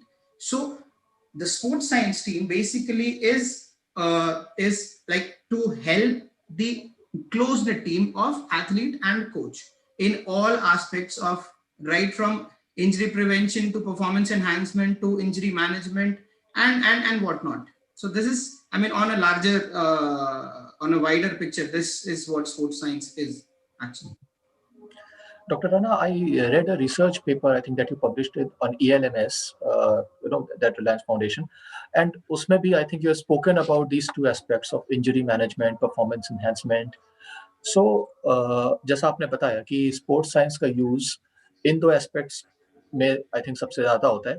मैं ये आपसे जानना चाह रहा था कि जैसे कि for an athlete, like for a multi-sport athlete, for example, we have an example there, Dr. Malik is right there. So उनके केस में when you have an athlete like that to deal with, is there anything different that you have to do with somebody who is in a solitary athlete जो एक ही discipline में खेल रहे हैं और जो मल्टीपल डिसिप्लिन में खेल रहे हैं, उन दोनों को डील करने के लिए आपको फिजियोथेरेपी के पॉइंट ऑफ व्यू से how different is it? I mean, देखिए, with any athlete, be it able-bodied or be it like a para-athlete, दोनों में situation, we are working on getting the best out of the human body. अब para-athlete में हमारा जो only limitation ये रह जाता है कि we are not 100% of our body, but then that we take that as an advantage. Like हम अपना focus अपने strength areas पे काम करते हैं. And when if you ask that, like अगर एक अलग-अलग sports में हम how role changes. So let's say अगर if we talk about swimming, the swimming is a full body sport, but वहाँ dynamics अलग हैं, like उधर physiology का बहुत ज़्यादा role रहेगा. What is our lung capacity? हमें सांस रोकना है. अब lung capacity is like, I think सब समझेंगे कि हम कितनी सांस अंदर ले जा सकते हैं, एक सांस में हम कितना वॉल्यूम एयर का अंदर भर सकते हैं. तो उससे what does that mean? उससे the amount of oxygen that is going in and the amount of oxygen that is going across the body. तो वहीं से हमारा स्टैमिना improve होगा, हम fatigue को वहीं से reduce कर पाएंगे. Whereas अगर हम अब शॉर्ट पुट पे आते हैं या और किसी throwing sport पे आते हैं, उधर हमारा ज्यादा काम आ गया anaerobic, like anaerobic जो हमारा strength वाला काम है. Let's say if, okay, as we know, shot put is like a throwing sport, but how does we generate the power? The power ka center is our core, so definitely we have to generate it through our core and then work upon on our entire this chain. And right from the power that starts from the core, it comes through the arm and then we throw it. So जो physio का angle है, that also changes, and as well as the role of particular dimension of sports science also changes. Like उधर हम ज़्यादा physiologist को लेके as well as सबका role रहता है, but the quantum of that role is like up and down. So this is how it works. And sports science, अब जैसे I know that जो हमारे attendees हैं, most of them are students, either undergrad or something like that. So basically देखिए, sports science is marrying science with sports.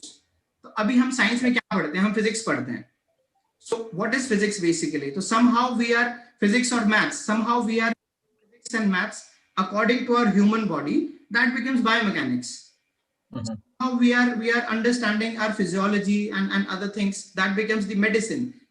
So these are, I mean, just अपने जो फंडा same रहते हैं, either the athlete कोई भी हो या फिर aspect कोई भी हो, just the extensions of or the how we use it depends upon body to body and sport to sport. Okay. Thank you, Manish. I'll come back to you. Now let's go to Dr. Satyapal Singh, the coach who is present here. Satyapal ji, स्वागत है आपका discussion में. And सबसे पहले मैं आपसे जानना चाहूंगा कि आपका एक्सपीरियंस पैरा एथलीट्स को कोच करने का कैसा रहा है और क्या चैलेंजेस आपको लगते हैं जो आपको एज अ कोच फेस करने पड़ते हैं पैरा एथलीट्स को ट्रेन करने में. Thank you. Good evening all of you, और थैंक यू दीपा मैम मुझे अच्छे से इंट्रोड्यूस करने के लिए. और मैं अपनी जर्नी के बारे में आपको थोड़ा सा बताना चाहूँगा. जब मैं 2004 में अपना एजुकेशन कंप्लीट करके और मैंने कोचिंग स्टार्ट किया, और मैं जवाहरलाल नेहरू स्टेडियम दिल्ली में अपना कोचिंग स्टार्ट किया, और मैं एबल बॉडी एथलीट्स को ट्रेनिंग कराता था, और वहीं पे एथलेटिक फेडरेशन का ऑफिस था. तो मैंने अपने एजुकेशन में एथलेटिक्स में ही मेरी एक्टिविटीज थी, और मैं एथलेटिक्स में नेशनल और इंटरनेशनल लेवल खेला हूँ. तो और मैंने NIS जो डिप्लोमा इन स्पोर्ट्स कोचिंग वो एथलेटिक्स में किया था, तो मेरा एथलेटिक्स में इंटरेस्ट है, तो मैंने एथलेटिक्स स्टार्ट किया कोचिंग करना. एबल एथलीट्स को मैं ट्रेन करना स्टार्ट किया, और मेरा अच्छा रिजल्ट भी आया. 2004 से लेके 2007 तक मेरे कुछ एथलीट्स ने एबल में नेशनल मेडल जीते, इंटरनेशनल मेडल भी जीते, और मेरे 1-2 एथलीट अभी बहुत अच्छे लेवल पे पार्टिसिपेट कर रहे थे. उसी बीच में मुझे कुछ मेरे पास 1-2 एथलीट ऐसे आए जो कोई लिम्स जिनका नहीं था या किसी का कोई डिसेबिलिटी थी. मैं भी इस फील्ड को बिल्कुल नहीं जानता था. मैं आपको बताने लगूं कि मैं पहले से ही जानता था. मैंने फिर इनके बारे में पढ़ना शुरू किया, देखना स्टार्ट किया, और सबसे बड़ी बात कि मेरा पैशन था कोचिंग करना. मेरा नौकरी करना पैशन ये नहीं था कि मुझे नौकरी करना, मुझे इससे कुछ अर्निंग करनी है. मुझे ये लगा था क्योंकि मैं एक छोटे से गांव से आया हुआ था, और मुझे ये लगता था कि जो मैं नहीं कर पाया मुझे कुछ कराना है, मुझे एथलेटिक्स में कुछ मेडल जिताने हैं. जब मैं इनसे जुड़ा, 1-2 एथलीट्स के बारे में मैंने पढ़ा, मैंने अपना पैरा एथलीट्स में थोड़ा थोड़ा काम करना स्टार्ट किया. 2007 में एक वर्ल्ड चैंपियनशिप टीम जाने वाली थी पैरा एथलेटिक्स की, उसको मैंने कोच करना स्टार्ट किया. जब कोचिंग किया तो उन्होंने अच्छा परफॉर्म किया. फिर मैंने इनके बारे में पढ़ा, फिर डीपली पढ़ा, पढ़ते पढ़ते फिर 2009 तक आते आते मुझे काफ़ी अच्छा नॉलेज हो गया पैरा स्पोर्ट्स का, पैरा एथलेटिक्स का, पैरा एथलेटिक्स में. और 2000 जैसे सभी जानते हो आप कि 2010 में दिल्ली में इंडिया में कॉमनवेल्थ गेम होने वाले थे, और कॉमनवेल्थ गेम में ही कुछ इवेंट एथलेटिक्स, पैरा एथलेटिक्स के भी होने वाले थे. और हिंदुस्तान में एथलेटिक्स या पैरा एथलेटिक्स इतना ज़्यादा डेवलप नहीं था. और कॉमनवेल्थ गेम की ये खासियत होती थी कि जो पैरा एथलेटिक्स के या पैरा स्पोर्ट्स के जो मेडल हैं वो एबल मेडल टैली के साथ ही मेडल टैली में जोड़े गए. और इंडिया का फोकस था कि हम मेडल टैली को कैसे बढ़ाएं. तो उसमें से कुछ इवेंट्स, कुछ मेडल पैरा एथलेटिक्स के भी थे. पैरा एथलेटिक्स को कोचिंग करने के लिए किसी को, जबकि मैं एबल में नेशनल जूनियर टीम का कोच था, और मेरे एक एथलीट ने कॉमनवेल्थ लेवल पे, यूथ कॉमनवेल्थ लेवल पार्टिसिपेट कर चुके थे, और मैं जूनियर नेशनल टीम का कोच था. लेकिन मैंने धीरे धीरे पैरा एथलेटिक्स में मेरा इंटरेस्ट बढ़ता चला गया, और मैंने पैरा एथलेटिक्स में शिफ्ट कर लिया, और 2009 से पैरा एथलीट्स को ट्रेन करना स्टार्ट कर दिया. तो क्या डिफरेंस आपको लगा सत्यपाल जी, एक एबल बॉडी एथलीट और एक पैरा एथलीट? बताने वाला हूं आपको. पैरा एथलेटिक्स में 2009 से पहले मैं आई थिंक कि पैरा स्पोर्ट्स को इंडिया में बहुत ही कम अवेयरनेस थी. जो अवेयरनेस स्टार्ट हुई है 2000 कॉमनवेल्थ के बाद इंडिया में, क्योंकि मैं आपको बताना चाहूंगा कि 2004 में Devendra Jhajharia already Athens Olympic में गोल्ड मेडल जीत चुके थे, लेकिन उनको इतने लोग जानते नहीं थे जितना 2016 के बाद लोग जानने लगे कि देवेंद्र झाझड़िया भी कोई है, या दीपा मलिक मैडम कोई है ना. उससे पहले तो कोई नहीं जानता था. तो कॉमनवेल्थ के लिए स्टार्ट हुआ. मुझे आज भी याद है, दीपा मैम के हस्बैंड मेरे से मिलने आए थे, साउथ एक्स में हम मिले थे, और मैंने उनको बड़ा पॉजिटिवली, बड़ा मोटिवेट करके भेजा कि मैम को आप एथलेटिक्स स्टार्ट कराना है. और मैम ने एथलेटिक्स स्टार्ट किया, और वो दिन और आज का दिन है, आज पैरा एथलेटिक्स ये जर्नी स्टार्ट हुई है। और डिफरेंस यही है, साइंस से अगर मैं जोड़ के चलूं तो सबसे बड़ी साइंस पैरा एथलेटिक्स के लिए, पैरा स्पोर्ट्स के लिए एक ही है, वो है मोटिवेशन। आप किसी डिसेबल पर्सन को स्पोर्ट्स ग्राउंड में लेके आ सकते हो तो आप उससे बेस्ट कोच कोई भी नहीं है। मैंने इस 15 साल की अपनी कोचिंग कैरियर में पैरा स्पोर्ट्स में यही सीखा, अगर आप एक डिसेबल एथलीट को ग्राउंड तक लाके उसको ट्रेनिंग स्टार्ट करा सकते हो तो सबसे बेस्ट कोच आप हो। बाकी आप ग्राउंड में लाके आपने एक बार कोचिंग स्टार्ट कर दिया तो समझ लो इनसे ज्यादा फोकस्ड एथलीट कोई मिलेगा ही नहीं आपको। और उसकी इनके हार्ड वर्क का और फोकस का ये रिजल्ट है कि आज एबल में 2 मेडल और पैरा में 4 मेडल हैं, उसी का नतीजा है। तो सत्यपाल जी, मैं आपसे जानना चाह रहा था कि जो साइंस की बात अभी मनीष कर रहे थे या दीपा मैम कर रही थी, वो स्पोर्ट्स साइंस का इम्प्लीमेंटेशन ट्रैक पे हमारे पैरा एथलीट्स के लिए इम्प्लीमेंट करने के लिए क्या हमारे कोचेस रेडी हैं? क्या हमारे पास उतना नॉलेज बैंक है कि हम स्पोर्ट्स साइंस को ट्रैक पे एक्चुअली इम्प्लीमेंट कर पाए अपने एथलीट्स के ऊपर? देखो सर, सबसे पहले मेरा तो यही मानना है कि स्पोर्ट्स साइंस के बिना स्पोर्ट्स नहीं हो सकता है जी। स्पोर्ट्स साइंस ही स्पोर्ट्स की बैकबोन है। और हिंदुस्तान में स्पोर्ट्स साइंस के नाम पे एक केवल कोच ही ऐसा होता है जो उसको फिजियोथेरेपिस्ट भी बनना पड़ता है, जो उसको साइकोलॉजिस्ट भी बनना पड़ता है, बायोमैकेनिक्स भी बनना पड़ता है, फिजियोथेरेपिस्ट भी बनना पड़ता है, सब कुछ कोच को ही करना है। कब तक? जब तक वो नेशनल चैंपियन नहीं बन जाता है। उसके बाद उसको एक सपोर्ट मिलता है हर चीज का। जब वो एथलीट बन जाता है, लेकिन एथलीट बनने तक उसका सारा सपोर्ट कोच ही होता है। लेकिन कोच भी कौन होता है, उसको कैसे ट्रेनिंग करानी है, उसका नॉलेज लेवल क्या है, ये डिपेंड करता है उस कोच के ऊपर। अगर कोच को नहीं पता है कि दीपा मैडम का C1 या C1 इंजरी क्या होता है, उसमें कौन कौन सी परेशानी होती है, कौन कौन सी मसल्स में पावर होती है, कौन सी मसल में पावर नहीं होती, उसको कितना ट्रेनिंग करा, तो क्या करा सकता है? कुछ नहीं करा सकता है। तो इसलिए एक कोच को स्पोर्ट्स साइंस का नॉलेज होना बहुत ही जरूरी है। मनीष जी, सेम क्वेश्चन मैं आपसे करना चाहूंगा कि जो स्पोर्ट्स साइंस की अभी आपने बात करी थी, उसको ट्रैक पे इम्प्लीमेंट करने के लिए आपके हिसाब से आपको क्या लगता है, आर वी रेडी? हम कितने दूर हैं? देखिए शांतनु, बहुत ही दिस इज काइंड ऑफ ना chicken egg theory ji. Like it is not that हम कितने रेडी हैं, इट इज इंडिया कितना रेडी है, राइट? पॉपुलेशन कितनी रेडी है। मतलब if you ask me, I am ready, but is the population ready? So if you take an example, एक बड़ा इंटरेस्टिंग मैं वो पढ़ रहा था फैक्ट्स और एक statistics. Germany as a country, they have a population of like 6 crore. और टेनिस, जबकि उनका lawn tennis is not their first sport, I mean their first sport is obviously football, the registered number of people who play active, जो रोज tennis खेलते हैं और जो वहां रजिस्टर्ड है, 50 लाख लोग हैं वो, 50 लाख। हम इंडिया की बात करते हैं, वी आर 130 करोड़ नेशन, और हमारे पास क्रिकेट, आई मीन जो which we call like the religion, हमारे पास आज तक बीसीसीआई के साथ रजिस्टर्ड सिर्फ 30 लाख क्रिकेटर्स हैं। बैडमिंटन, जो one of the more popular sport होता जा रहा है आजकल, we have only 40,000 BAI certified, मतलब जो एक BAI उनको कार्ड देता है, BAI के साथ registered only 40,000 people.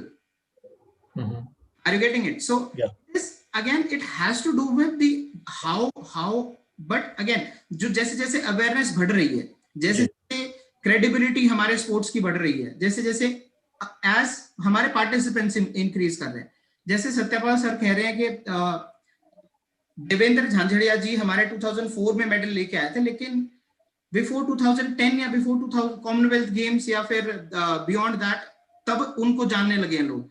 And what Deepa ma'am has done in 2016, इस मेडल ने एक्चुअली पैरा स्पोर्ट्स को एक पैरेलल ग्राउंड दे दिया है। Right. This is how that, if I talk about our nationals, हमारे 2016 में या 2016 से पहले हमारे 500-550 एथलीट होते थे। 2018 के नेशनल में हमारे पास 2000 एथलीट थे, हमें accommodate करना मुश्किल हो गया था. How do we do that? तो obviously growth हो रही है, and growth के साथ you are seeing people like me, and there are lot many who are actually sports science और ये सारे हमारे. And very importantly, Khelo India जो हमारा खेलो इंडिया का एक प्लेटफॉर्म दिया है, it is actually there is a specific budget in Khelo India जहां in every center there is a budget एक sports science team के लिए. Okay. There will be the need, there will be the man. Right. This is kind of a chicken egg theory. So we have to create both the environments, right? Right. I go back to Deepa ma'am. Ma'am जैसे मैंने आपको बोला था कि different sports जब आप खेलते हैं, जैसे शॉर्ट पुट, जैवलिन, स्विमिंग, तो पर्सनली आपका एग्जांपल लेके मैं बात करूं अगर, so what kind of adjustments आपको अपने बॉडी में करने पड़े, एंड उसमें रोल ऑफ स्पोर्ट्स साइंस का कितना बड़ा अंडरस्टैंडिंग आपने डेवलप करी, या आपको क्या लगता है कितना रोल था स्पोर्ट्स साइंस का आपको एज एन एथलीट ये समझने में कि अब मुझे मेरी बॉडी को एक सर्टेन तरीके से ट्रेन करना है? अभी सर ने बताया, सत्यपाल सर ने बताया कि पैरा स्पोर्ट्स इतने नेसेंट स्टेज में था. It was just in its infancy. People didn't know about it. People didn't know about the requirements in para sports, and they were taken as charity sport. यहाँ तक कि मैं world games का swimming के लिए camp attend कर रही थी ग्वालियर में in a deemed university. And we had a very senior politician, I will not take a name, come and visit us in the campus. और हमें लाइनअप कराया गया और हमें एक सेब और एक पार्ले जी का बिस्किट का पैकेट हमारे हाथों में दिया गया.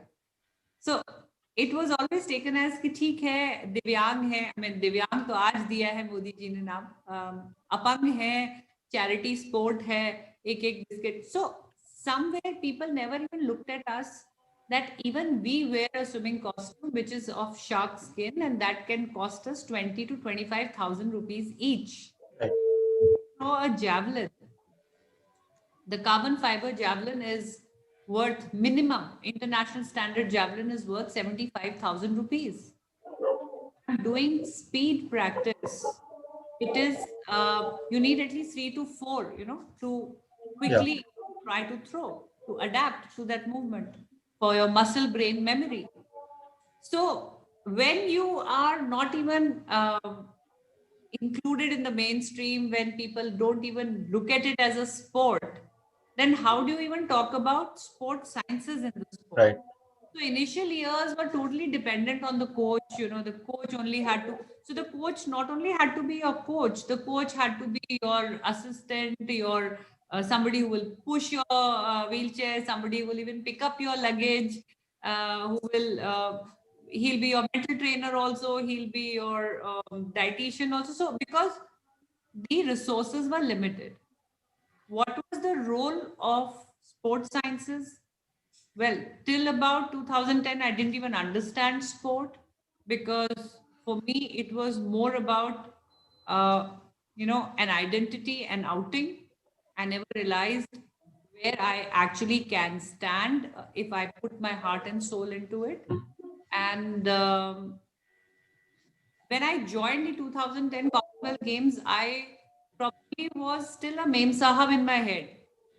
Army wives, army wife, a colonel's wife, and somebody who was 40 years old. So the coach was also younger to you. You were not able, you were not used to. So first, it was a discipline that came in. I had to evolve as a sports person. And that's when I started realizing that this is a highly competitive sport. And by the time, I would practice every day. I would go to the field every day. But somewhere the distance, especially in shot put, had got stuck. I had hit a plateau and I was not able to cross it. And that's when slowly and steadily, when I got absorbed in the funding program of Target Podium Scheme, and I became a little more evolved after traveling abroad and meeting my counterparts from other countries and hearing their stories and researching. And that's when I started learning that I need a biomechanics trainer who can tell me what are the muscles, which are functional in my body.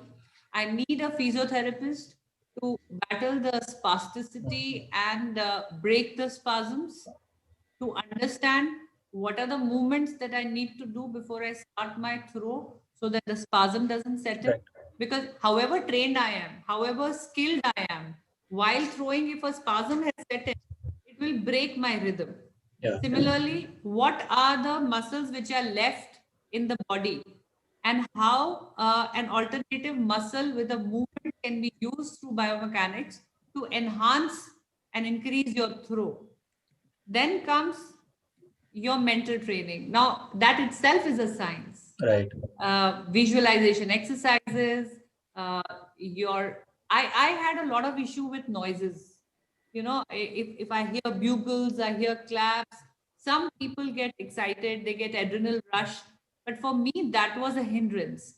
So I had to literally learn how to shut off my brain and internalize rather than hearing the external voices.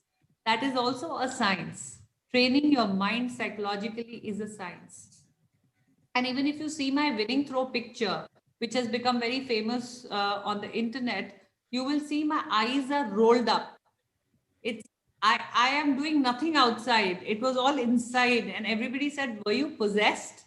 You know, the way your eyeballs had turned upside. So that is the training. So that I learned, and the biggest was the diet and the nutrition and the supplements. Because I was 46 years old, my event had changed from javelin, which was a 600-gram speed event, to a heavy iron ball event, which was a power event, a muscle event. It was more about how much weight can you lift. And to transit into that training, if I had to do a bit of weightlifting, I had to ensure that the right diet is going to my muscles so that I don't end up with muscle injuries. So that happened. And I think uh, all this combined is when I could increase my distance and actually reach a level of Paralympics, and was able to uh, make a medal there. So just like how you set a bouquet in a layman's language, आप खाली एक रोज लगा के उसे bouquet नहीं कह सकते, आपको रोज भी लगाने होंगे, लीव्स भी लगानी होंगी, साइड के वो वाइट छोटे छोटे फ्लावर्स भी लगाने होंगे, एक बहुत सुंदर सा पेपर भी लगाना होगा, फिर एक रिबन भी बांधना होगा, तब आप कहोगे कि एक बुके बना है. So it's an entire out and out sports science included with skill and mental health that you can actually go on to make. And it is very important to know what is forbidden. That also is science, because you have to keep your estrogen levels, you have to keep your hormonal levels, you have to keep, you can't eat supplements that can take you into doping. So there's definite science out there. Without that, you cannot play sports. This is absolutely fascinating, and I wish we could go on and on with this. And I'll catch hold of you, Deepa ma'am, for a full scale interview with this. But for now, I'll have another question for you. And there's a lot of questions coming in actually about mental health, which obviously at this in this day and age we all know it is as important as physical health. So for a para athlete, mental health की मतलब जब आपने शुरू किया खेलना, I don't think उस time पे इतनी अवेयरनेस थी. तो और आज के टाइम में people obviously are more aware and there is lot of more discussion going around. तो आप अपने एक्सपीरियंस से आप जो बडिंग एथलीट्स हैं, जो भी हमें सुन रहे हैं, मेंटल हेल्थ की इंपॉर्टेंस पे आप थोड़ा सा बात करें, अगर कि पैरा एथलीट्स के लिए कितना इंपॉर्टेंट है, कितना क्रूशियल है. It is very important. Basically, what is mental health? Mental health is when your happiness quotient is high, when you are internally happy, because once you are happy, your body is relaxed. The kind of chemical secretion your brain gives out helps your performance. So if you are worried about something, and it's very easy for a para athlete to slip into any kind of negativity because they're dependent. However skilled they are, they need help.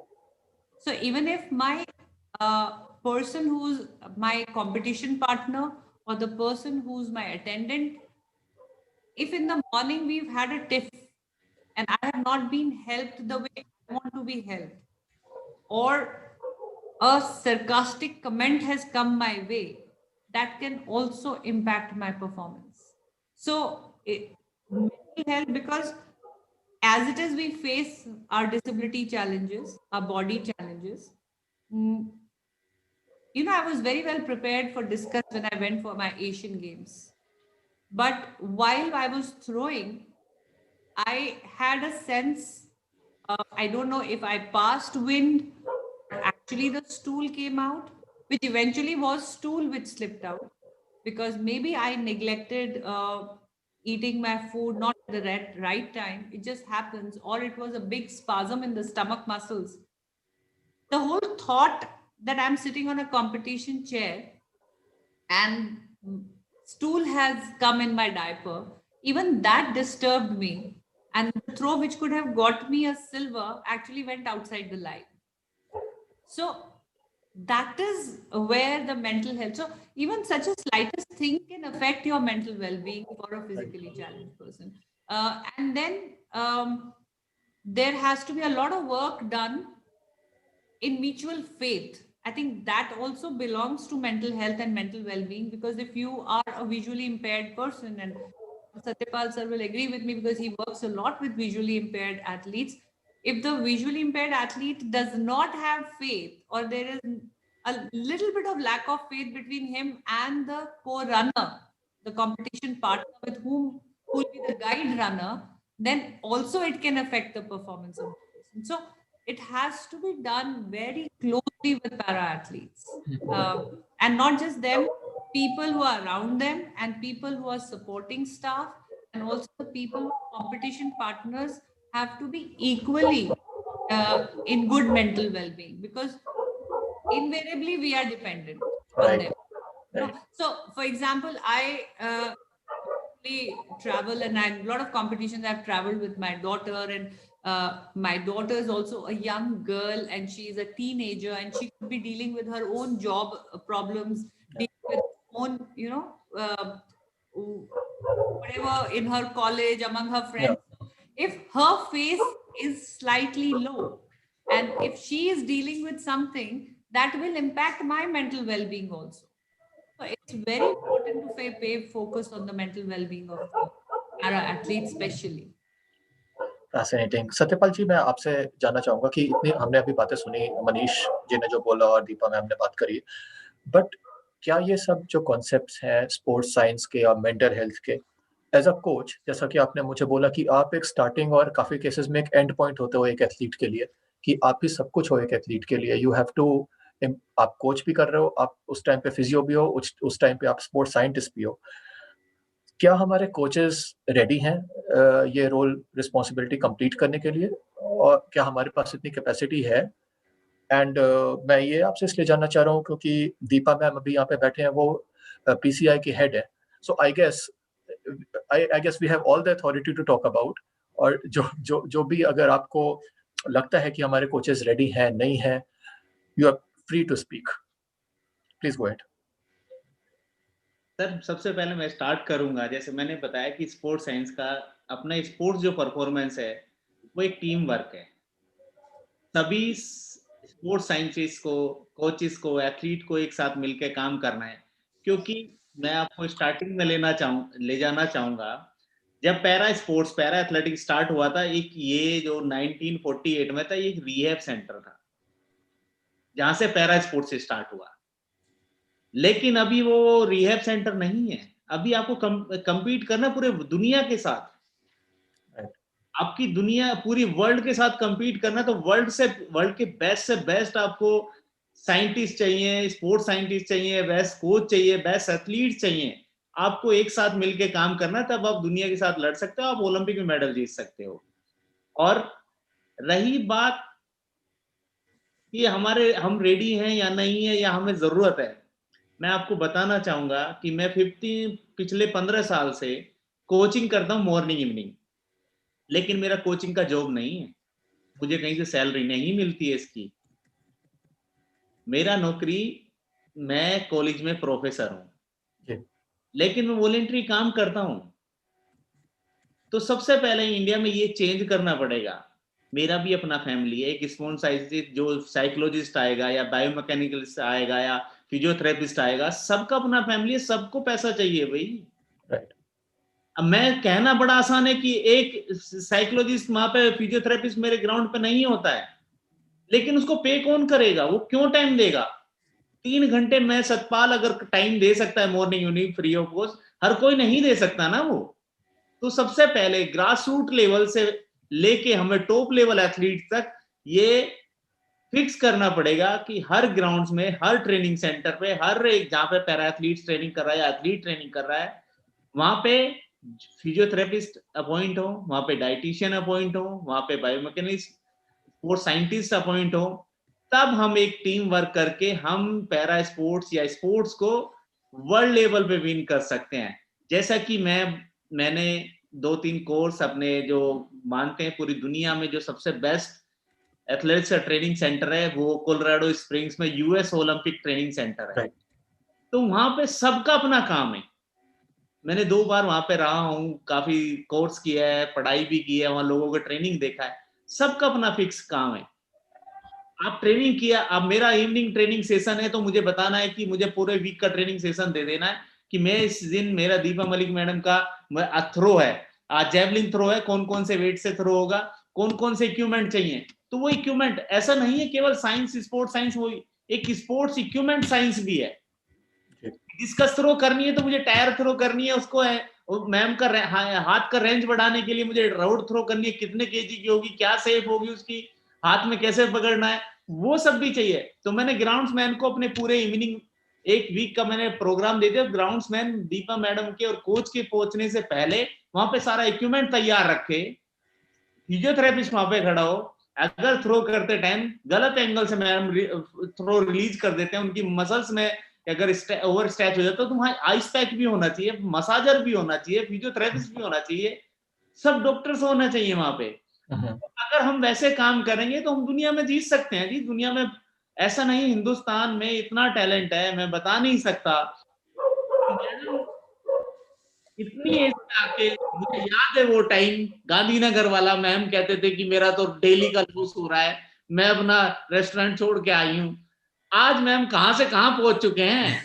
तो हर कोई कर सकता है, जब ma'am कर सकते हैं तो दुनिया में कोई भी कर सकता है। बट सत्यपाल जी, आप शायद एक चीज मिस कर गए कि there can only be one Deepa Malik, no? तो मतलब ये बिग इफ आपने लगा दिया। और well, I think when we talk about sports culture in India, I think it is high time कि अब हमें पैरालंपिक्स, पैरा एथलीट्स और स्पोर्ट्स साइंस को भी उस कल्चर का पार्ट समझना चाहिए। And let me go back to Manish here. यहाँ पे आपको एक बात बताना चाहूंगा स्पोर्ट्स कल्चर को लेके। जब मैंने एबल छोड़ के पैरा स्पोर्ट्स को ट्रेनिंग कराना स्टार्ट किया था ना, तो मुझे क्रिटिसिज्म झेलना पड़ा था, मुझे पता है। मैं यंगेस्ट और मैं पूरे इंडिया में टॉपर था एनएस डिप्लोमा में, और मैं पीएचडी किया था एथलेटिक्स में, और वो सब छोड़ के जिस फील्ड को कोई नहीं जानता था, मैं उस फील्ड में काम करना स्टार्ट किया। लोगों ने मुझे ऐसे ऐसे वर्ड यूज किए कि आप ऐसे लोगों को ट्रेनिंग कराते हो। आज उन लोगों के मुंह पे, मैं नाम नहीं लेना चाहूंगा, उनके मुंह पे टेप लगा के दिखा दिया मैं 10 साल में। और आने वाले टाइम में अगर एबल में 5 मेडल जीतेंगे तो पैरा में 15 जीतेंगे।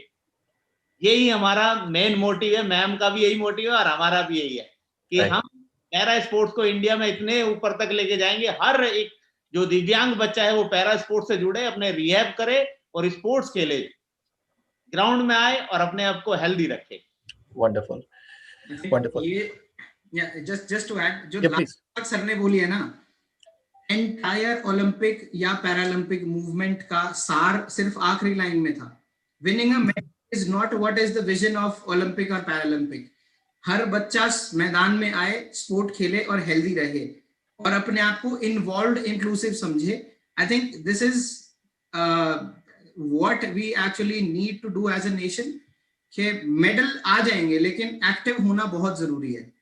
इंडिया की पॉपुलेशन का सिर्फ 1% हिस्सा आज active means active as in के every single day like 20 minutes या 30 मिनट्स की जो हमें एक्टिविटी चार्ट आउट होता है, इंडिया में सिर्फ 1% population is doing that. So I think that is also to be looked at. तो over to you Shantanu.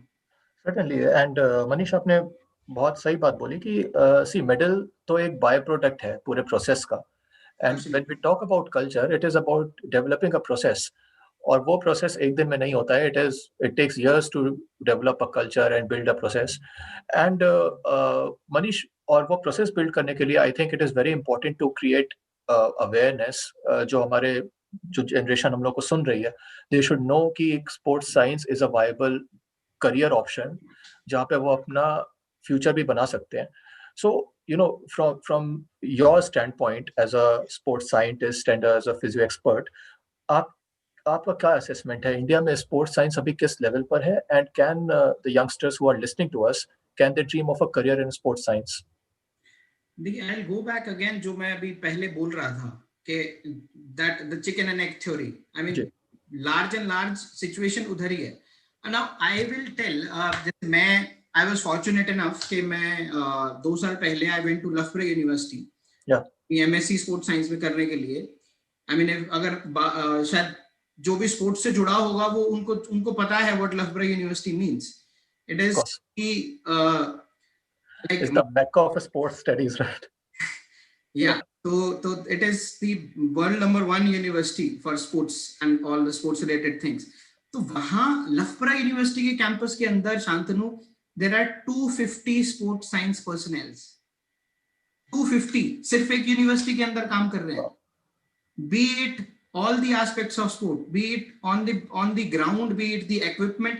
University campus के अंदर there are scientists who are working tirelessly for Nike. How कैसे Nike की ball जो हम बना रहे हैं, what are the dynamics? I mean, you just cannot imagine what things are being done there.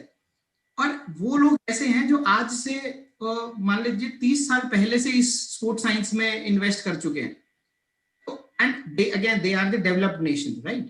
So we are not competing with them. We are still an emerging and evolving nation. Or there is no, if I say how we compare दोनों को, we cannot compare. If we talk about numbers, हमारे पास if लफ्बर्ग university में 250 लोग हैं, तो हमारे पास throughout India में to count, I mean the actual sports scientists, हमारे पास 100-150 ही होंगे entire nation में. This also becomes the need. All the young people, means Deepa ma'am is here, Satyapal sir is here. I mean, they are telling कि हाँ क्या requirement है, क्या need है. And if you want to look at example of what sports science can actually do, just have a look at Deepa ma'am. At the age of 45 years, half of her body not functioning. Exactly what Shantanu you introduced. 45 साल में जब career हो जाता है. And even Manish, I would just take a second. I'm sorry for interrupting. When you say 45 years, you also have to look at the 3rd consecutive Asian record. Absolutely, ma'am. So I started making the record from 2010 to 2018. 8 years I have held on. At the age of 48, I have increased my performance. In my 3rd Asian Games, I made my 3rd Asian record. And 48 was the age when 15 days a month I was bleeding. I was menopausing. No hormonal tablets were to be administered in my body because it can come in doping. So it was only sports science, the diet, the sports supplements which are validated, and mental well-being to ignore that condition. Because when you are conditioned to think that menopause means your body is gone, your health is gone, you have no more energy, you are putting on weight, you have mood swings. In that age, because of sports science, I could make the 3rd consecutive Asian record. Absolutely. This is, I mean, thank you so much, ma'am, for kind of correcting me. But I was just pointing कि वो particular उस age में what sports science has done is immense. I mean, the best example in our nation, अगर आप कहीं ढूंढने चले जाओ, you won't find a better example what sports science can do actually. I mean, through few of with interactions with Deepa ma'am and with few of our sports science team, I know what kind of effort both have done to reach at this level and to get into that medal on the podium at Rio and even beyond. I know how prepared she was before the Asian Games. But so this is again the scope of sports science. So you can all see all the participants can actually take this as a fascination that, okay, if this could be achieved at this level, what if we start at a very ages. And just as I mentioned, with the new interventions from our government as well, like Khelo India, these are and Fit India movements, these are the drills which are and policies which our government is rolling. But yeah, it has to be taken up by people or students as well. They have to look. And again, look, whenever you talk about sports, just like Satyapal sir said that he has another job to do, but he is coaching people. Why? Because he's passionate about it. Deepa ma'am is hustling at the age of 45 years. Why? Because he's passionate about it. So sports has to be aligned with passion. There cannot be any success story in sport without passion. So definitely, if anyone of whatever whosoever is attending the session, if you have that passion, you have to get in the mud to get it clear and to actually make a difference. Yeah. The scope and opportunity is immense. Yeah. Yeah, I mean, well, the cynical journalist in me says that passion, of course, is very important, but जो struggle Satyapal जी को करनी पड़ रही है कि I mean, he is not being paid and stuff like that. I wish, I mean, coaches in our country do not go through that. Passion and all is fine. The fire needs to be there, but I mean, there has to be a system where coaches, a Dronacharya awardee, goes unpaid. That is unfortunate. Okay, now coming back to Deepa ma'am, ma'am, closing comments. We have had a very stimulating discussion on sports science and sport in general. So, I mean, Satyapal ji, मैं आऊँगा आपके पास. Let me just speak to Deepa ma'am first. Ma'am, from your standpoint as a PCI chairperson and also as a athlete of excellence, where do you see para sport and sports science heading in India? Do you see a merger happening somewhere? Definitely there's a merger happening because Manish Rana himself has been associated with Amit Saroha. He's a quadriplegic. Yeah. He even does not have strength in his forearms, his fingers. And I think both of us almost at the same time started a sporting career in athletics. He also had hit a plateau and he was not going anywhere beyond 24, 25 meters in his club throw. The moment Manish Rana and his science joined hands in his training, he made a world championship gold medal with 30 meters, straight away a hike of 5 meters. And an arena where even 1 centimeter can make a difference. Adding 5 meters to somebody's, so that is the realization that has happened. And fortunately, of course, I feel sad that Satyapal sir is not getting paid enough, but now with the funding programs that are coming up and the government is definitely in the target Olympic podium scheme and in any scheme, they are asking athletes to propose the pay of the coach. My coaches did get paid because when I was in such a funding scheme, Sunny Joshua sir was coaching me for Asian Games 2016. I had Vaibhav Siroi as my trainer, who was also my biomechanics, and so they were getting paid through the Target Olympic Podium scheme. But yes, I would definitely make an appeal to the government and to all the students, to all those who can make a difference, that sports jobs should be definitely incentive oriented.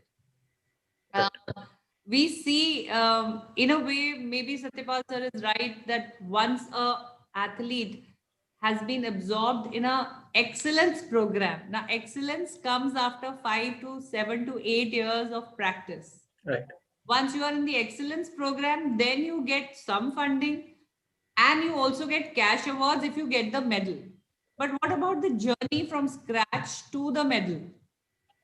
Unless we have more and more people involved in the community of sports, we will never be able to become a sporting nation. The talent is immense, the passion is immense, but we need today's generation to take sports as their job and career incentive, whether it is in terms of being physios, nutritionists, gym trainers, biomechanic trainers, injury management trainers, dietitians, referees, coaches. So any program, there's so many programs around sports, but they have to become career incentive where people can actually depend on these jobs to earn their living and run a livelihood. I think that will also make a lot of difference. We need to look at that also very strongly. And utilizing the experience of people, like I'm really fortunate that my federation has shown it to be an athlete centric federation, with choice of me becoming the president, because I have been an athlete, I have been through the struggles, I understand the challenges of the coaches and the athletes. And somebody who has worked in the system for policy making, I do know the limitations of the government also at some point. So trying to do my best to give back, and more and more athletes who may not be medal winners, but their experience is immense. They should also be absorbed in sporting programs to give the first-hand experience and hand it down to the youngsters who are coming up. So I think if we put all these things together, we can make India a sporting powerhouse. Really appreciate your honesty, Deepa ma'am. It's not very often that a federation head, takes these things head on and answer with so much of honesty and conviction. Well, moving on for the last comment of the evening. This has been a very stimulating discussion. Satyapal जी, आपके पास आना चाहूँगा मैं ये discussion end करने के लिए. क्या कहना चाहेंगे आप? पूरा discussion आपने देखा, आपने बात भी करी कि कैसे एक sporting culture बनने के लिए हमें ग्राउंड वर्क शुरू करना पड़ेगा एक ग्रास रूट लेवल से. कैसा सिनेरियो देखते हैं आप पूरा इंडिया में पैरा स्पोर्ट का vis-à-vis main sport science? Sir मैं आपको सबसे पहले स्टार्टिंग में यही बताना चाहूंगा अभी कि जो स्पोर्ट्स साइंस है, अगर एबल स्पोर्ट्स में उसका रोल 50% है तो पैरा स्पोर्ट्स में उसका रोल 100% है. बिना स्पोर्ट्स साइंस के पैरा स्पोर्ट्स कर ही नहीं सकते. और पैरा स्पोर्ट्स में ही साइंस, जो स्पोर्ट्स साइंस है उसका रिसर्च अभी स्टार्ट हुआ है. अब अगर आप किसी एबल एथलीट को ट्रेनिंग कर रहे हैं, उसका मटेरियल आपको कोच को भी, किसी को भी, एक फिजियोथेरेपिस्ट को, किसी को भी कहीं भी मिल जाएगा. आपको बहुत सारे बुक्स मिल जाएंगी, बहुत सारे एक्सपीरियंस, बहुत सारे रिसर्च पेपर, कहीं से भी आप टेक्निक्स मिल जाएंगी. लेकिन यहाँ एकदम चेंज है.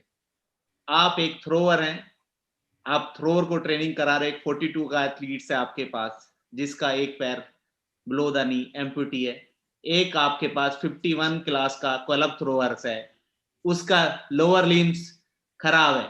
तो आपको नॉलेज की यहां जरूरत है. एबल एथलीट्स को ट्रेनिंग कराना बहुत आसान है, लेकिन पैरा एथलीट्स को ट्रेनिंग कराने के लिए स्पोर्ट्स साइंस, असली स्पोर्ट्स साइंस आपको जो मिलेगी वो पैरा स्पोर्ट्स में ही मिलेगी, और उसका यूज भी पैरा स्पोर्ट्स में ही है. और यहाँ हर कोचिस को डेली रिसर्च करता, मैं डेली यार रिसर्च करता हूं. आज भी शाम को ट्रेनिंग करा के आया हूं, आज भी 10 बातें सीख के आया हूं, और मैं डेली किसी पैरा एथलीट से 10 नई बातें सीखता हूं. दीपा मैडम 50 बातें सिखा के गई हैं, अगर जितने दिन भी मैंने उनको ट्रेनिंग कराया, कि कैसे उनको मैनेज करना. मैंने कहीं ये पढ़ा नहीं है कि एक व्हील चेयर बाउंस को कैसे उसको यूरिन कंट्रोल सिखाना है, कैसे उसको अपना मैनेजमेंट सिखाना है, कैसे आपको वाटर कितना पीना है, कब उसको ट्रेनिंग कराना है, कितना उसको वार्म अप कराना है, कितना वेट ट्रेनिंग कराना है, ये मैंने ग्राउंड में सीखा है. तो वो साइंस है, और ये कहीं लिखा नहीं मिलेगा किताबों में, क्योंकि अभी पैरा स्पोर्ट में उतना रिसर्च हुआ ही नहीं है. तो हमें रिसर्च की जरूरत है असली पैरा स्पोर्ट्स में. आपको किस एथलीट को कितना ट्रेनिंग कराना. एक आपको छोटा सा किस्सा बताता हूं, हिंदुस्तान में स्पोर्ट्स साइंस का क्या स्टैंडर्ड है. मेरा एक एथलीट, अभी नया एथलीट है, वो टॉप स्कीम में ऐड हुआ है. मैंने उसको रिक्वायरमेंट दी है कि मुझे उसके लिए, वो बहुत Olympic medalist, para Olympic medalist के लिए बहुत ज्यादा, मतलब मुझे उम्मीद है कि वो मेडल जीत जाएगा. तो मैंने उसके लिए रिक्वायरमेंट मांगी कि आप, मुझे एक वीडियो कैमरा चाहिए उसकी टेक्निक एनालिसिस के लिए, क्योंकि वो हाई जंप पर है, उसका एक पैर का उसको 44 एथलीट्स है, 44 कैटेगरी का, उसका एक पैर वीक है, उसका कहां से फोर्स जनरेट कर रहा है, मैं एक बार देख के उसको मैं एनालिसिस नहीं कर सकता, मैं रिकॉर्डिंग करके बार बार वीडियो देखना चाहता हूँ कि मुझे उसको कहां से फोर्स जनरेट करना है, और उसके बैक में पेन आ रहा है तो क्यों आ रहा है, वो कौन सा मूवमेंट गलत कर रहा है। तो मैं तो उसको कैमरा, जो बायोमैकेनिक्स कैमरा है स्पोर्ट्स के, जो मिनिमम रेंज वाला है 1,50,000 का कैमरा, जो स्टार्टिंग रेंज है, जबकि स्पोर्ट्स बायोमैकेनिक्स कैमरे हैं वो 2-2 करोड़ के भी कैमरे आते हैं, जहां जो मैंने बताया कि कोलोराडो में जो यूज होते हैं कैमरे 2-2 करोड़ रुपए के कैमरे आते हैं। जब एनालिसिस करके कोच को पता चलता है कि मैं कौन सा मूवमेंट तो ठीक कराऊं, तो वो मुझे टॉप स्कीम वाले पूछते हैं कि आपको कैमरा किस लिए चाहिए, आप तो मोबाइल से शूट कर लेना, मोबाइल से देख सकते हो। मैंने उसके लिए बोला कि मुझे एक स्प्रिंटिंग का स्पाइक चाहिए, कह रहा जी उसका तो हाई जंप में सिलेक्शन हुआ, स्प्रिंट का स्पाइक किसके लिए चाहिए। मैंने कहा अगर नीरज चोपड़ा आपसे कहने लगे मुझे वेट ट्रेनिंग करने के लिए, स्टैंड ट्रेनिंग करने लगे, दीपा मलिक मैडम को मेडिसिन बॉल चाहिए, तो आप ये कह दोगे कि उसका मेडिसिन बॉल इवेंट नहीं है। ये स्पोर्ट्स साइंस का स्टैंडर्ड है अपने इंडिया का, टॉप स्कीम का बता रहा हूं मैं आपको। तो ये हमें डेवलप करना है जी, हमें सीखना है, हमें पॉजिटिवली जाना। मैंने फिर उनकी रिसर्च टीम से कांटेक्ट किया, रिसर्च टीम को उसने पूरे फोन पे कॉन्फ्रेंस पे लिया, मैंने उनको बताया अगर आपका ये नॉर्म्स बनाए रखे ना तो आप उसको चेंज करिए, क्योंकि आपको मेन इक्विपमेंट से ज्यादा आपके रिलेटेड इक्विपमेंट की ज्यादा जरूरत होती है। जैवलिन फेंकने के लिए जैवलिन से ज्यादा दूसरे इक्विपमेंट की जरूरत होती है। आप उसी हाई जंप स्पाइक से ज्यादा मुझे स्प्रिंटिंग स्पाइक की ज्यादा जरूरत है। मैं अपने बच्चे में स्पीड कहां से लेके आऊंगा, स्प्रिंटिंग कराऊंगा तब तो स्पीड आएगी उसमें, तो आप इसको चेंज करिए। तो ये मैं आपको इसलिए बताना चाह रहा हूं कि ये स्पोर्ट्स साइंस है जो आपको समझनी पड़ेगी। सर चेंज हो गया कि नहीं आपकी बात मानी गई या नहीं, क्योंकि मेरे लिए बहुत जरूरी है जानना, मेरे एथलीट के लिए। कमेटी में लोग है ना मैम, जो कमेटी में लोग है ना, वो अभी आप मुझे बोलना नहीं चाहिए, एक ऑफिशियली नहीं, but discussion let's not say it here, but you definitely let me know if you need my assistance there, sir. नहीं, ये सब स्पोर्ट्स साइंस है। स्पोर्ट्स साइंस का असली यूज पैरा स्पोर्ट्स में ही है, ये साइंस है।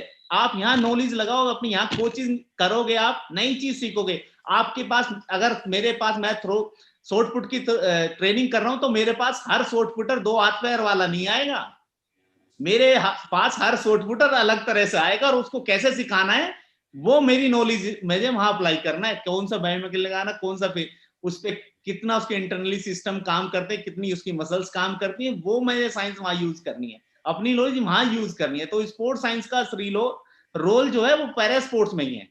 तो मैं चाहता हूं अपने, और यहाँ पे एक चीज और कहना चाहूंगा कि आप एथलीट को सपोर्ट कर रहे, बहुत अच्छी बात है, एथलीट को सपोर्ट करना चाहिए, लेकिन अगर आप एथलीट के साथ एक कोच की नॉलेज को अपग्रेड करेंगे, एथलीट आपको 1 मेडल देगा, अगर कोच की नॉलेज को अपग्रेड करेंगे तो 10 मेडल आपको लाके दे सकता है। तो गवर्नमेंट को ज्यादा से ज्यादा कोच की नॉलेज के लिए, अपग्रेड के लिए सबसे ज्यादा काम करना चाहिए। I think Deepa ma'am is taking notes, तो आपका जो भी आपके कंस्ट्रक्टिव सजेशंस है, I think she has recorded all of that, and this has been a perfect stage जहाँ पे आपने आके अपने लेजिटिमेट जो कंसर्न्स है वो किए, and we have had a very stimulating discussion on sports science in general. Manish, last comments आपसे, you are raising your hand and then we will wind up. या जस्ट मैं रिसर्च वाले पार्ट पे ही बात कर रहा था।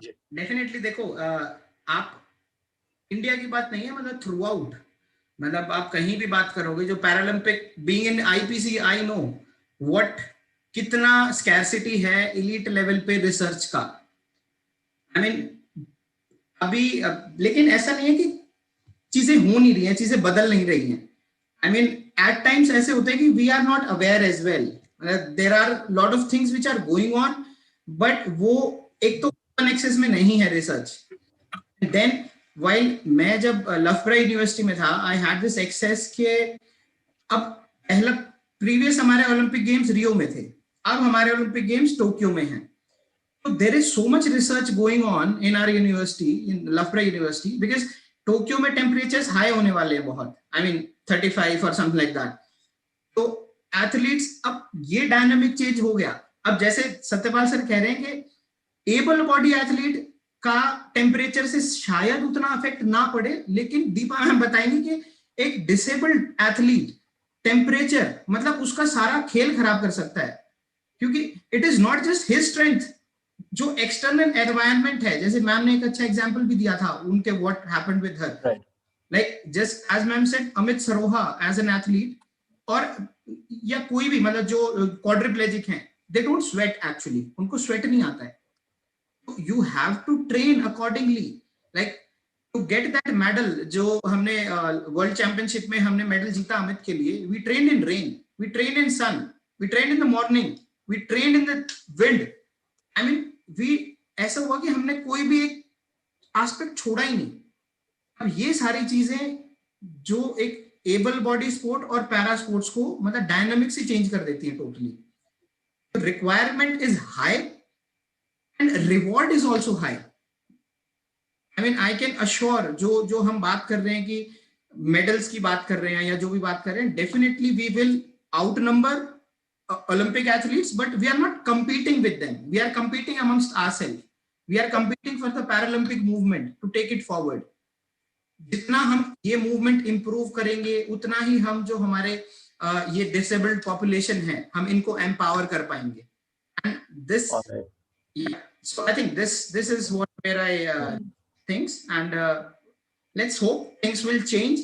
And thank you so much for this session. Jo kiya, I think a lot of more than 200 plus people listening and fairly young people, so they might be actually catalyst for this change in coming. And I'm sure not many on YouTube also. So this has been a great session, Manish, and I must thank all three of you for your time and great insights. And like I said at the beginning of this discussion, jitni baar bhi main stories sunta hu ya padhta hu, I mean, it's a different feel all the time, and I'm sure it's the same with all the audiences that we have tonight. And on that note, I think we have to call it a night. I wish we had enough time to go on and on. And personally, I'll catch all three of you individually because there is so much to catch on, so much knowledge to get. So on that note, guys, this is it. And thank you so much for joining. And well, thanks to India Science Fest for having all of us here. Right. Thank you so much, Shantanu. I would like to thank all of you on behalf of Team ISF. You all have been absolutely wonderful. This session was very, very informative. And I think this is a topic that we need to broadcast more and more in our country. It's something that more people need to know about, especially the younger generation. Because if they understand that this is something they can make a career in, it's really worth knowing about. And on that note, on behalf of Team ISF, Deepa ma'am, Manish sir, Satyapal sir, and Shantanu, thank you for wonderfully conducting this session. Shantanu, you were absolutely fantastic. My pleasure. We do hope that all our attendees will look up all our upcoming events. All our events have been listed on our website. So the whole point of this session was to highlight the importance of sports science. And I think we've very effectively done so. And I really do hope that sports science gains more traction in our country. And as brought out by all three panelists, it is something that we need to invest in, and it will bring us very good results. So on that note, thank you so much. Yeah, Manish. Just a small bit. To Satyapal sir, to Deepa ma'am, I am available at your service anytime for any athlete. Please feel free to take. And I'm not expecting anything as well. Just a philanthropy service. Please, anytime, anywhere, just let me know. Manish, it's such a huge and amazing thing when we say हमारा एक बंदा IPC में बैठा है. Yes. Yes, you have really risen the bar of the Indian Paralympic fraternity by representing us in the headquarters of IPC in Germany. God bless you. Ma'am आपको IPC जाना है जी, APC और IPC जाना है आपको भी. अरे बाप रे, अभी पहले हिंदुस्तान को देख लेते हैं. सर IPC PCI से ही चलती है. जितने हमारा PCI सुधर जाएगा ना, IPC तो छोटी चीज है, PCI क्या. नहीं, I'm sure we are a fantastic team now, and the intentions are purely athlete centric and to bring home medals. And I can see the coaches have also now matured, because with the younger generation of coaches coming up, like Dr. Satyapal sir, who themselves accept that sports sciences are required. Otherwise, we have seen a lot of ego in coaches. You know, मेरा खिलाड़ी है तो सिर्फ मेरे पास रहेगा. So the moment a physio is coming close, or a biomechanics is coming close, or a dietitian is saying, "तुम हमें मत सिखाओ." So, you know, it's very important for the new coaches, the younger coaches, to also understand. And I'm so fortunate that we have coaches who, for example, Dr. Dabas, he's been a dean. He's been a dean in Lakshmi Bai National Institute of Physical Education. Dr. Satyapal is highly educated. So it's nice to see this educated approach in coaches also. They're more welcoming the sports sciences. Sports science means so many more people coming in. You know, people are very, very protective about their athletes, saying, you know, mera athlete hai, mera hi naam hona chahiye. But this shift is happening, and with this new shift, we are going to really make India proud. Great, great. Thank you so much, ma'am. Thanks, Shantanu. Thank you, Manish sir. Thank you, Satyapal Singh sir. It was Okay. wonderful having you. Thank you so Have a much. good night. Take care, everyone. Bye.